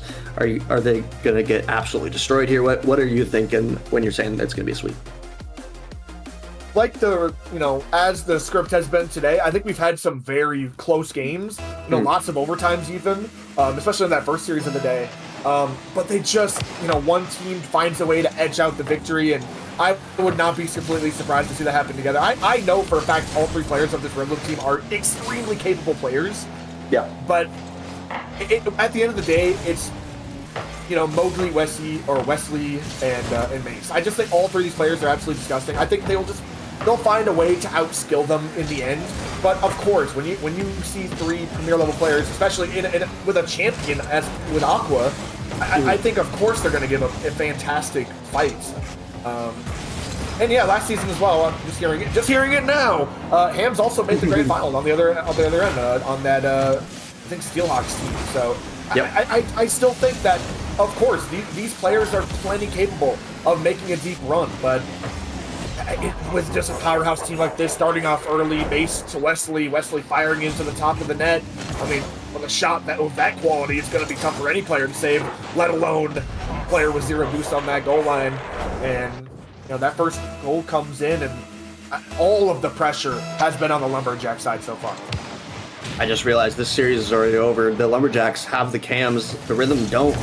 So it might just be, I might have predicted wrong. I forgot about the cam buff, and Lumberjacks absolutely have that one. Thank you for joining the cams. It definitely makes the stream a little bit more enjoyable, being able to see those reactions. But likewise, not going to be able to get a challenge there. Bogey trying to get a piece of that one. That would have been a great shot from him. Aqua plays it forward, though. Tries to get a bump. That's one thing that Aqua is well known for. Was the #1 demo player in the league last season. We're going to look for on some of that. This time he's not supported though by another demo merchant in Bubbly Reaper, so he's gonna have to do those demos himself. Likewise, I believe does some too, but not nearly as many as his teammates last season. But Wesley not gonna be able to get that one through. Likewise, gets a good clear, and we're gonna have to fight out of their half. Yeah, Wesley trying to start some offense here, but with low boost, it might be hard to advance, but one pass up to Moki is almost just as deadly as, it didn't even matter if he had no boost. Ace is going to try to break out of his own half now. We're finally on the blue half, but it's still in possession. And Wesley, once again, it seems like they finally get some pressure going, but immediately it's just carried out. And this time into the midfield where Moki's waiting to the backboard, easily saved away. Aqua does well to guide this ball out to the backboard. Base is shut down by Likewise. Once again, though, Wesley is over there waiting and looking for a donkey. Finds it. Wesley doing all the work himself. I think a defender might have had a save right there, but a mistouch comes through, and that's going to be all they needed. I think Hams maybe cut Aqua a little early right there. I think Aqua maybe had that little miscommunication right there on the goal line, but if the comp isn't perfect and you don't exactly see where your teammate is, that might just be the difference to, being down in this series and maybe having a chance to counterattack right there. Yeah, Hams was positioned there for so long. I was watching it and I didn't say anything out loud, but I was kind of just begging him not to go because there was no good that was going to come out of the challenge that he was going for, and unfortunately he chose to go for it anyway, and own goal results. Aqua definitely wanted him not to go, decides to go himself, and Hams unfortunately hits it in his own net there. Wesley played it well, but it was unfortunately poor defense that really resulted in that goal. Likewise, going to try to get it out of his half though. They've been stuck in their half for the first half of this game, a little bit more than half of this game. Now Aqua gets demoed, and that's going to be another one, this time on the hands of Mace. Yeah, confidently bringing this team's lead to 3. I mean, so many touches coming out from Mace, and even finding himself a demo. It's going to result in an open net and 3-goal lead to follow. Right now, the Lumberjacks are looking unstoppable, having all the pressure already in this game. It's 10 shots to 2, and even their 2 shots don't feel very impactful. That one was almost a goal off the kickoff, but with not enough pace and a pass from the midfield, that counterattack was unstoppable. That was so high speed. Mogi able to get the boost there, able to beat Likewise on the wall. Likewise wasn't even close, but he was just trying to force for Aqua. Aqua couldn't do anything about it because Mace was just so ready for that pass. Got some chem going on between Mogi and Mace. I'm not sure if they've teamed before. They probably have with the way they're playing it. I would love to see if they have, because it looks like it. Wesley Gonna be trying to get back to this one. Not gonna be able to. Hams gonna get it through. 1 goal coming out now for the Rhythm. Maybe that could be the start of something. Yeah, that might not, be enough to swing the tide in this game, but it might be enough to swing the tide in the whole battle. And for the confidence for future games to come. I mean, this game by no means is over, but with only 90 seconds to play with to get 3 is almost never seen at this level of 3v3. Yeah. But they're not done fighting. They're trying to break out of their half. But Mace is already shutting this play down. Likewise, is able to at least maybe formulate a counterattack here, trying to catch up to the ball in any means he can, chaining together some dashes, but a buck comes through in the midfield. Aqua is going to have to send this one down wide. It's a high ball. Mace is trying to find a time to challenge. He does. Great 50-50 comes through. A pre-flip pass, barely shut down on the goal line. Wesley does well. Now he's leaving it for Mogi. Mogi pops it up just for a one-time. One's going to be put back into their half, though, and likewise looking for a crazy double tap, and a double commit comes out of the goal line. That might be punished. Another 50-50 comes out. It's thrown to the midfield, but no one was there to shoot, and with this little time left, you might think you might need us to stop defending and go all in on offense. But as I say that, they're trying to play a little bit of defense, and they get punished for it. A fake comes through on the goal line, and with this much respect commanded, Hams is going to fly out the ball. Yeah, I mean, Hams has to play so many different options there. That's going to find its way through as long as the attacker is aware of the way that Hams is challenging that. There's just too much space before Hams was able to challenge it, and he just couldn't do anything there. Wesley just going to be able to play it out, right? But Moki gets dumped there, likewise, gets one away, but pretty much garbage time at this point. 26 seconds left. It's not technically impossible, but realistically, this game is over, and these players are just kind of messing around at this point. But really, just a dominant start from this Lumberjack squad.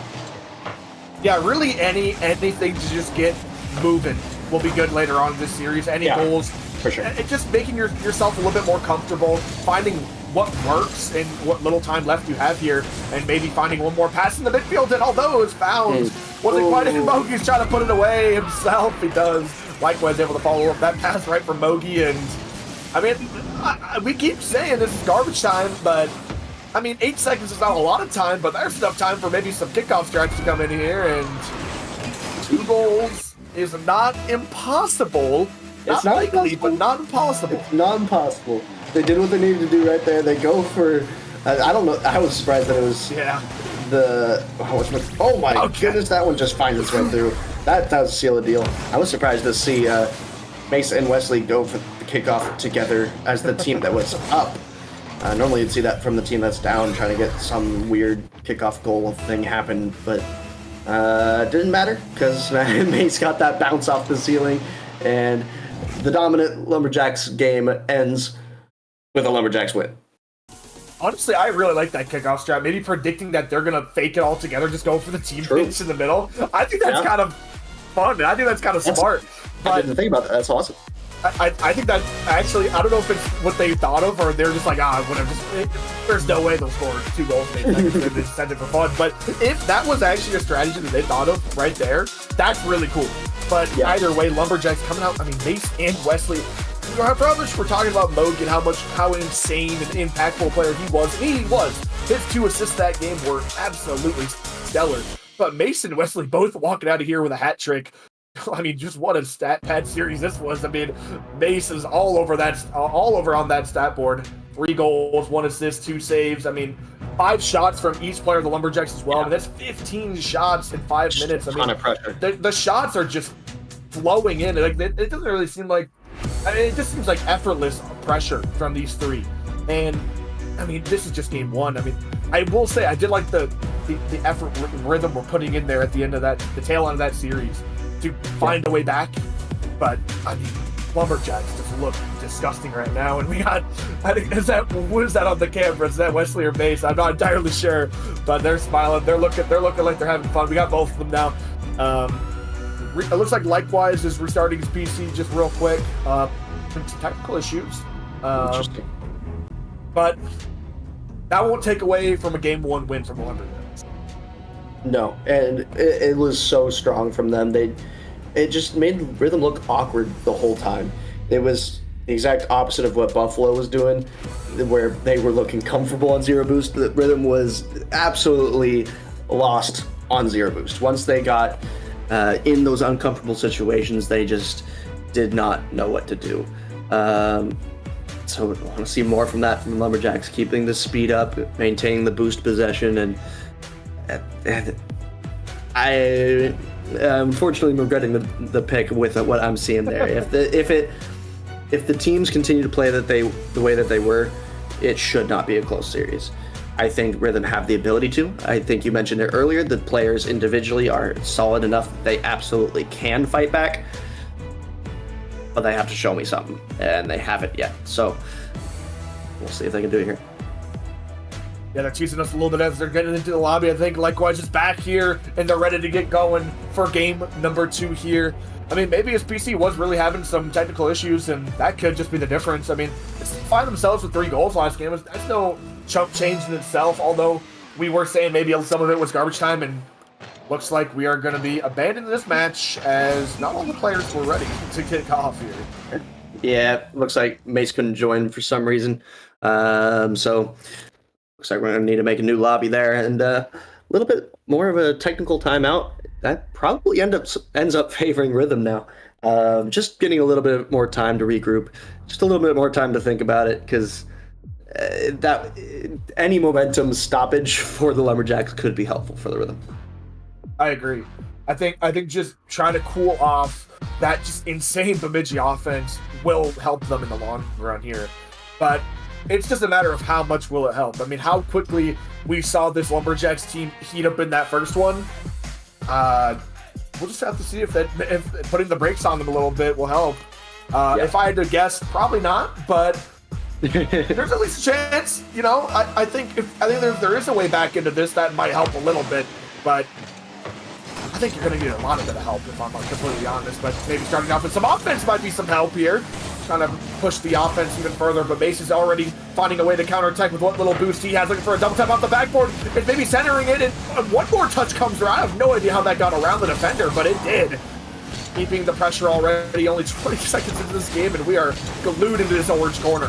Mogi trying to fight away into the center ball, and he just can't quite find it mid. That clear comes out, and there is almost no boost for the Rhythm. No, instantly they're in an uncomfortable spot here. Emogi can be able to solo play this one. Ham's only one that can challenge him. Going to be able to now. Likewise, off the backboard is going to be able to get the save. Ham's only as far as that midfield though. Wesley gets a good challenge. Mogi gets bumped. Good challenge though from Aqua. Able to get the big clear there. Mogi trying to get a piece of this one. Not going to be able to. Great clear coming out. Mace goes for a flip. Doesn't quite get it. Aqua. I was honestly thinking that was going to be an own goal there for a second, but it turned out to be a great clear. Aqua gets another challenge going now, trying to get it out of his half. And now they're all awkward. No one's challenging. Just get a lot of space given. And now suddenly to the Lumberjacks. Got Lumberjacks just pressing even more in this corner. This might be a chance. That's a solid 50. It's going sky high, and with what little boost the Rhythm have, this is so dangerous at close range. Double tap goes missing. But once again, Hams with no boost, able to at least find himself a clear, but Mogi just fires into this corner and maybe thinking about a psycho. Can't find it this time. Hams finally maybe getting a chance to start some offense. Hunter boost to his name, but Wesley already diving is going to put this ball back in the corner. Maybe getting an awkward bounce right there. Likewise, only one able to quickly read it. Fires this one into the midfield. It's a dangerous ball to work with, and they do well. Aqua slotting that one. Wesley can only get a piece of it, and they're going to need a lot more with a shot of that quality. Yeah, once they can finally hold possession, they can look so dangerous on the ball, them being the Rhythm. They have such good potential. They just have to get out of their half. They have to maintain their speed and be the first to the ball, because they haven't been this entire series so far. Wesley going for a bump. Instead, Mogi takes over the bump. Likewise, just able to get back to that one. That was the only thing he can do is just get it out and get that 50 going. Mogi not going to go for a double there. Thought that there was going to be a clear.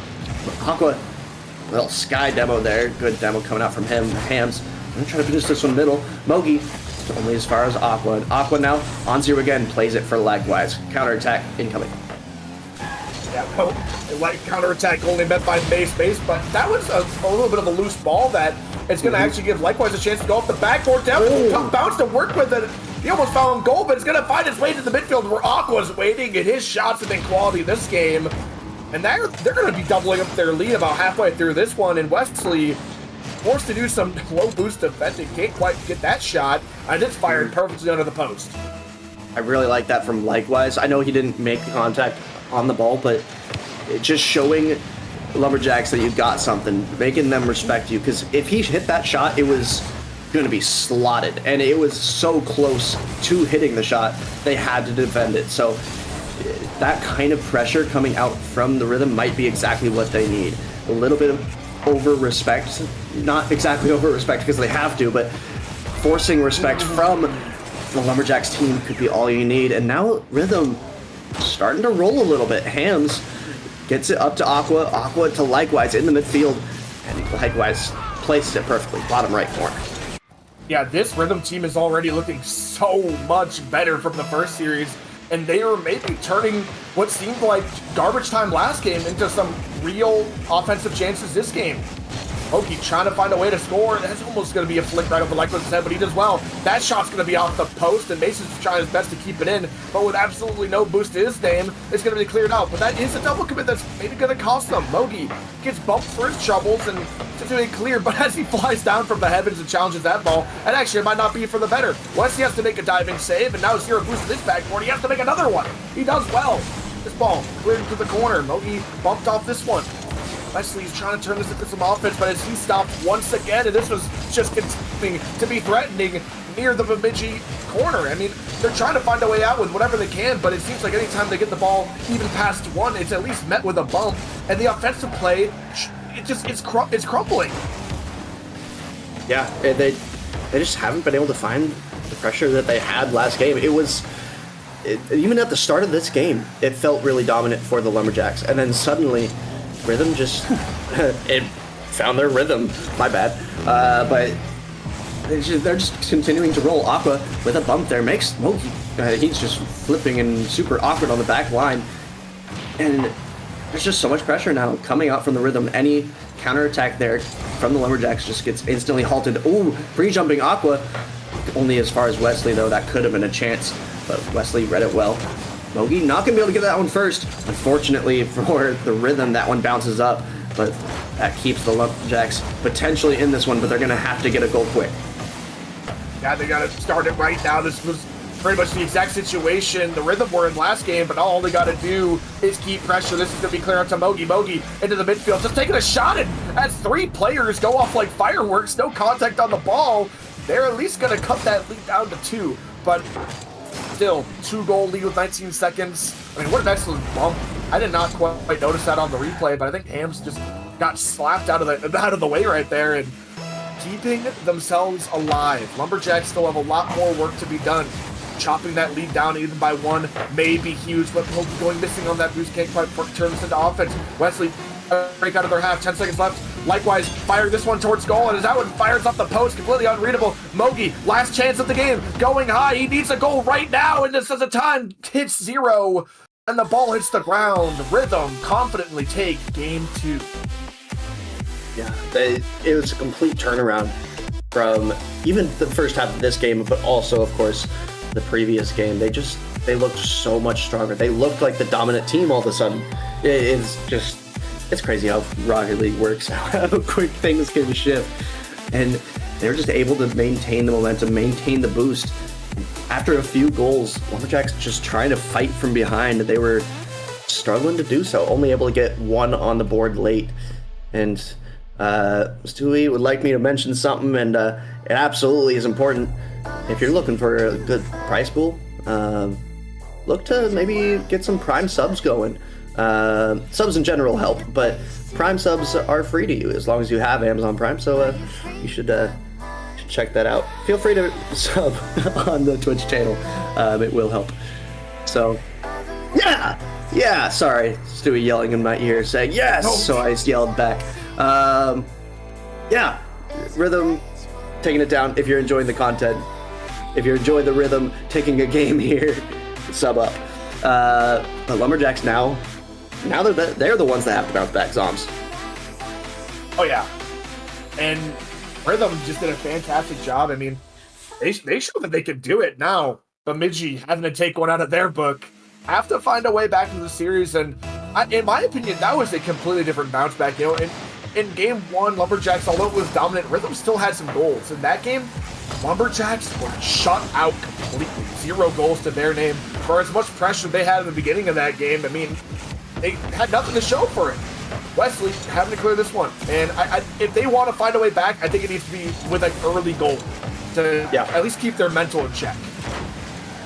Rhythm starting on the offensive half, though, almost able to get some pressure there, but it is counterattacked pretty quickly. Able to deal with it well are the Lumberjacks. Likewise, that's a nifty little flip reset. Bogey gonna have some space here. Mace able to get a bump, able to get a flip reset. That one's almost on target. Not quite, though. Likewise, able to get it clear now. Hams gonna be able to get out far forward. Likewise, now Aqua pre-jumping. It might not have been advised. It would have been sweet if it worked, but he could have just stayed grounded there. Maybe a little bit ambitious on it. That's going to be a bump! Mogi doing it himself. The air dribble bump. Yeah, Mogi Goats just doing his thing. Finds himself the flip Reese to his head of the ball for the bump. Hams is going to be chopped up. Forced to watch as that ball goes in the back of his net. And that might be the strike that we needed. Or at least the Bemidji Lumberjacks needed. First goal in just the first minute. Mogi finally finds his first goal of the series, and that might be a huge spark, and almost finding another goal. Aqua able to find a way back here, but likewise is trying to find this chance to counterattack. Aqua's ball is going to let it go to Aqua. Aqua fires this one to the midfield. Ham's given a chance to shoot. Flip reset. Can't quite find a way past, and that pinch in the corner is going to only be met by Mogi. Mogi is instantly challenged, though, and leaving that one for Aqua is almost going to be goal. It's maybe going to be a free shot for Hams. The post. Can't quite find a way to the back of the net. And now they might have to do some more defending, but although that might be a missed opportunity that they're going to want back, you still got the pressure here. Keep it up. Find a way to in the midfield here now, but Mace with full boost cuts this play off and it's going to dribble the entire length of the field now. Yeah, that was a really unfortunate post hit from Hams there, but he had to place it so well to even get past the defenders, and he just overplaced it. Opportunity by the wayside, but not one that, I don't know, it was so close, but that's exactly what he needed to do. Get it on that very far side, just didn't quite work out for him. Aqua first that, not going to be able to play it for himself, though. I'm sure he would have loved to double that one. Mace going to be up for this one, able to beat Likewise. That is a huge beat. Hoagie decides to leave it for Wesley. Wesley going for a double, is going to be able to, off the head of the defender. Wesley finds some fireworks here. Absolutely disgusting. Firing it to the backboard and dunks it in. Poster icing. I think that was Aqua. Nothing he could have really done about that, as Wesley had all the control. And for a player like him, that might as well be an open net. Halfway through this game, and game 3 is already looking very one-sided for Lumberjacks. This is looking really reminiscent of game 1, to be honest.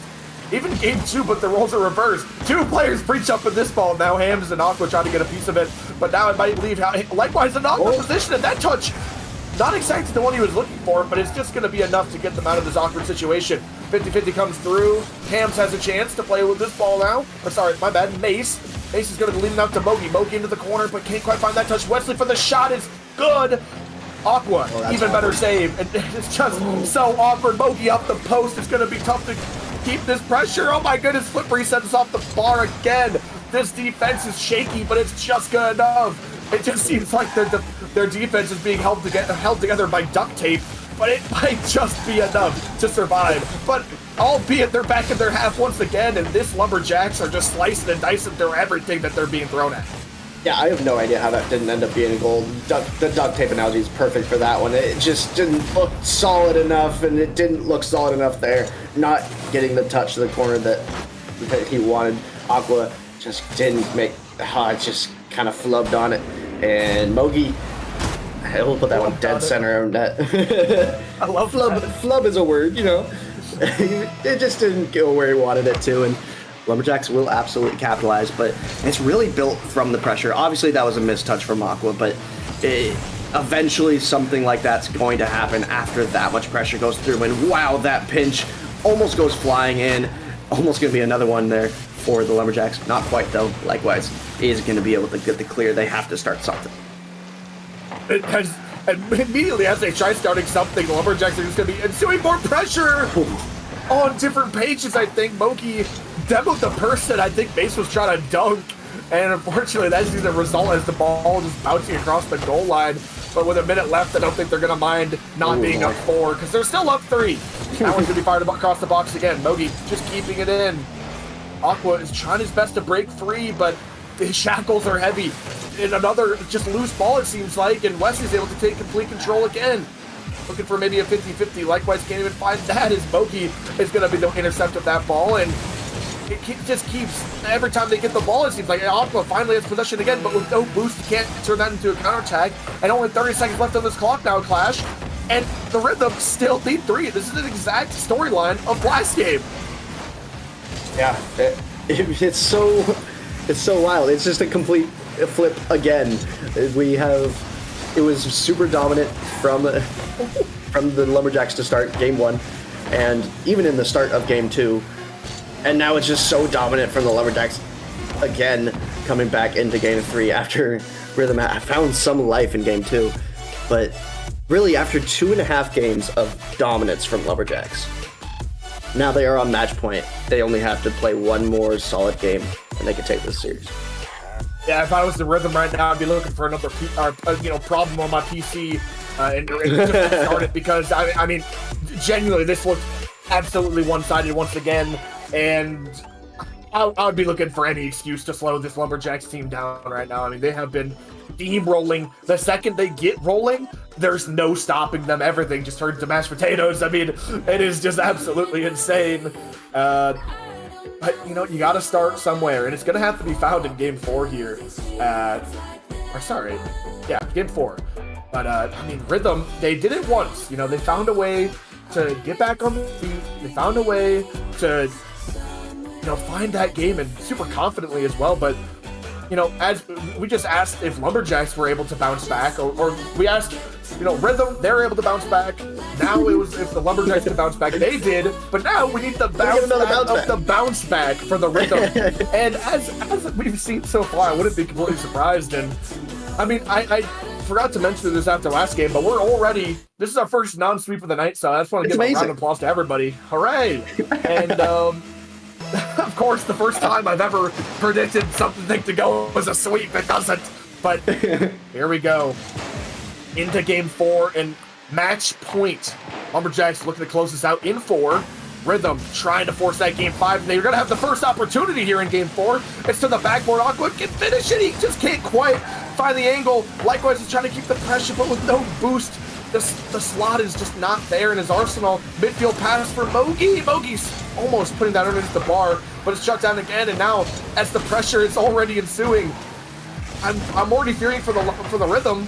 Although this is how they started the previous game. A bunch of pressure. They found a way out, and they ended up being, you know, good off that. But the Lumberjacks, it just seems like every time they're able to continue the pressure, I just lose more and more faith in the Rhythm. But I'm trying to stay optimistic here. Yeah, and one thing I want to mention, I saw last game, Wesley had a reaction to his goal that someone should absolutely clip and make into a GIF. It was the on your head like reaction. He was just tapping his head on his head. I think that'd be a great one to add, you know, since we have so many. Someone should do that. And that's going to find its way through. Mogi finds a gap here that I didn't see until it was already going in. That was just, he landed on it. Okay, that's how that happened. And kind of ends up being an own goal from Hams, but you know, I'm sure that he didn't expect the shot to come through that fast. I mean, how could you? That was a gift sent from God himself. And look at that double kickoff again there.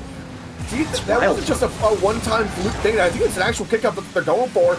And they do at least get the chance to counterattack. And look at the pressure. It's already mounting. 2 players are committing again, but will it be burned? It might just be Hams for the counterattack. Can't quite find the power, and I don't think it was on target, but it was at least a nice chance. Power was just mentioned. And like you said before, I know it's not quite relevant with this play, but I would love to see everyone's suggestions for gifts in the comments. That is another incentive for people to use their player cams. It's just so fun. But talking about highlights, Wesley is going to receive a highlight pass from Mogi, ripping that one off the sidewall and doubling it nearly in. It would have been a fantastic goal, but why not turn it into a pass as all three players converged and had a little meeting on the left side of the orange post? That was going to be a goal and doubling up their lead. They're in a very comfortable position already in this game. Yeah, Lumberjacks are rolling right now. They just seem to have all the pressure. Ham's only able to get it to the midfield before he gets bumped off the play. Wesley gonna be able to get this one, but not gonna be high enough. Aqua popping it up, but Mogi deals with it well. Aqua to the middle to Hams. Kind of a double clear there. Two people got a piece of it on the Lumberjack side. And now Wesley trying to get this one middle. Great pinch coming out from him. Mogi just going to be popping it only as far as Mace, though. And just so comfortable on the back line is Mogi now. Plays it all the way up to the midfield there. Wesley gets another 50. Mogi doesn't have any boost. Aqua goes missing there. That's really awkward. And Mace doesn't make contact either, but it doesn't matter because now they have more possession. Mogi going for the ground double. That's going to be a great shot into the top corner off the ground double. You can see it set up, even if you're the defender, but you just can't do much about it because he has so many options there. Great shot coming out from Mogi. Yeah, Mogi, more like my goat. He is just peeking constantly.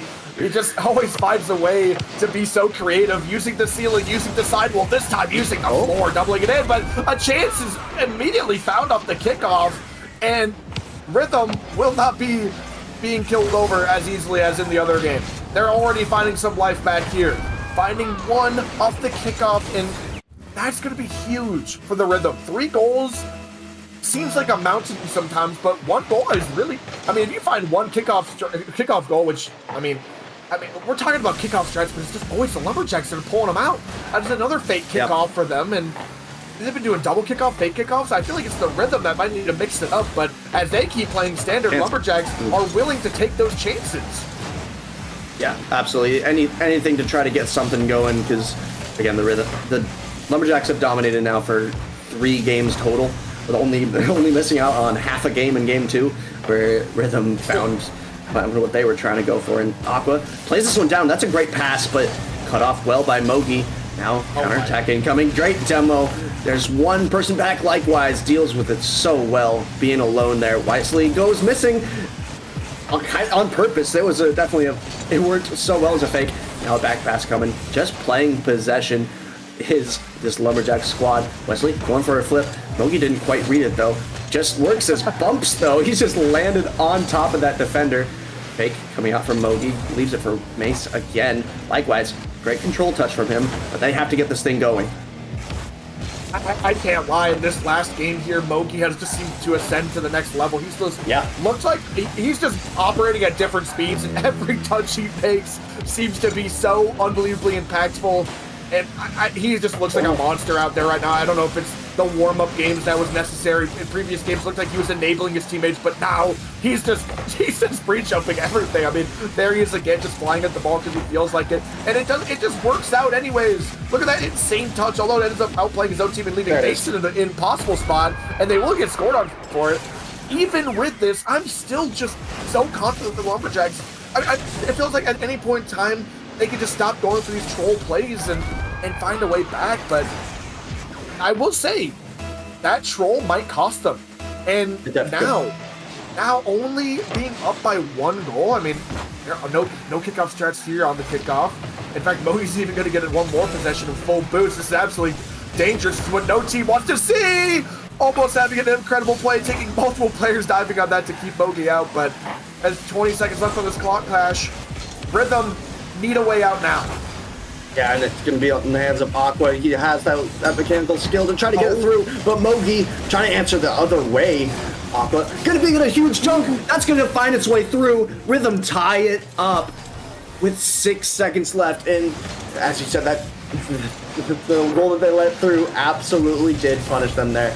Huge jump coming out from Aqua, and now the Lumberjacks are stuck. Now they have to figure out a way to get one more goal to close out this series, or they would be forced to go to Game 5, and I'm sure they don't want to do that against this Rhythm squad. Yeah, I'm sure every Lumberjacks fan is cursing me right now as guys are cursing them. I just had to open my big fat mouth, but here we are in overtime in a game that just should have never been.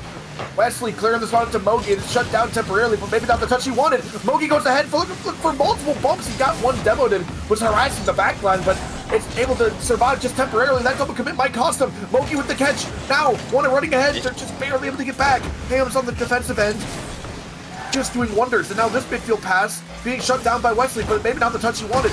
Mason's able to play off that over to Hams. Hams into the corner. Aqua doing his best to guide this ball out, but with Mogi pre-jumping and shuts it down. Ham's able to clear this one. Wesley's in an awkward predicament. He does well. And 40 seconds into this game, it's been back and forth. Yeah, fantastic touches coming out from Wesley on that back line. He had to get perfect touches, and that's going to find its way through. Seemingly out of nowhere, Wesley was up so quick and early for this one. Hams didn't make the contact nearly as early as he wanted to. Aqua couldn't deal with it in net and goes AFK right after. Just not going to be happy with that one. Lumberjacks take that one in 4. Still dominant from the majority of that series. And thank you, Mogi, for the thank you. Thank you, Stewie, for producing at all times, because it's always huge. But thank you, Lumberjacks, for the show that they just put on, because it was a good one for them. Yeah, and honestly, this Lumberjacks team is absolutely disgusting. I mean, I do see why people are saying this is just easily one of the best teams. I mean, they just look so high-powered on offense. They just they just not seem to be any weak links. If I was told who was drafted, I mean, obviously Mogi, absolutely disgusting player, but Ace and Wesley looked fantastic on that back line. Yeah. I would not be surprised if this was a powerhouse team the entire season. Yep. And leading into Major 1, I think this is already maybe one of the teams we got to keep our eye out for. Yeah, and they will take that number 1 seed right away.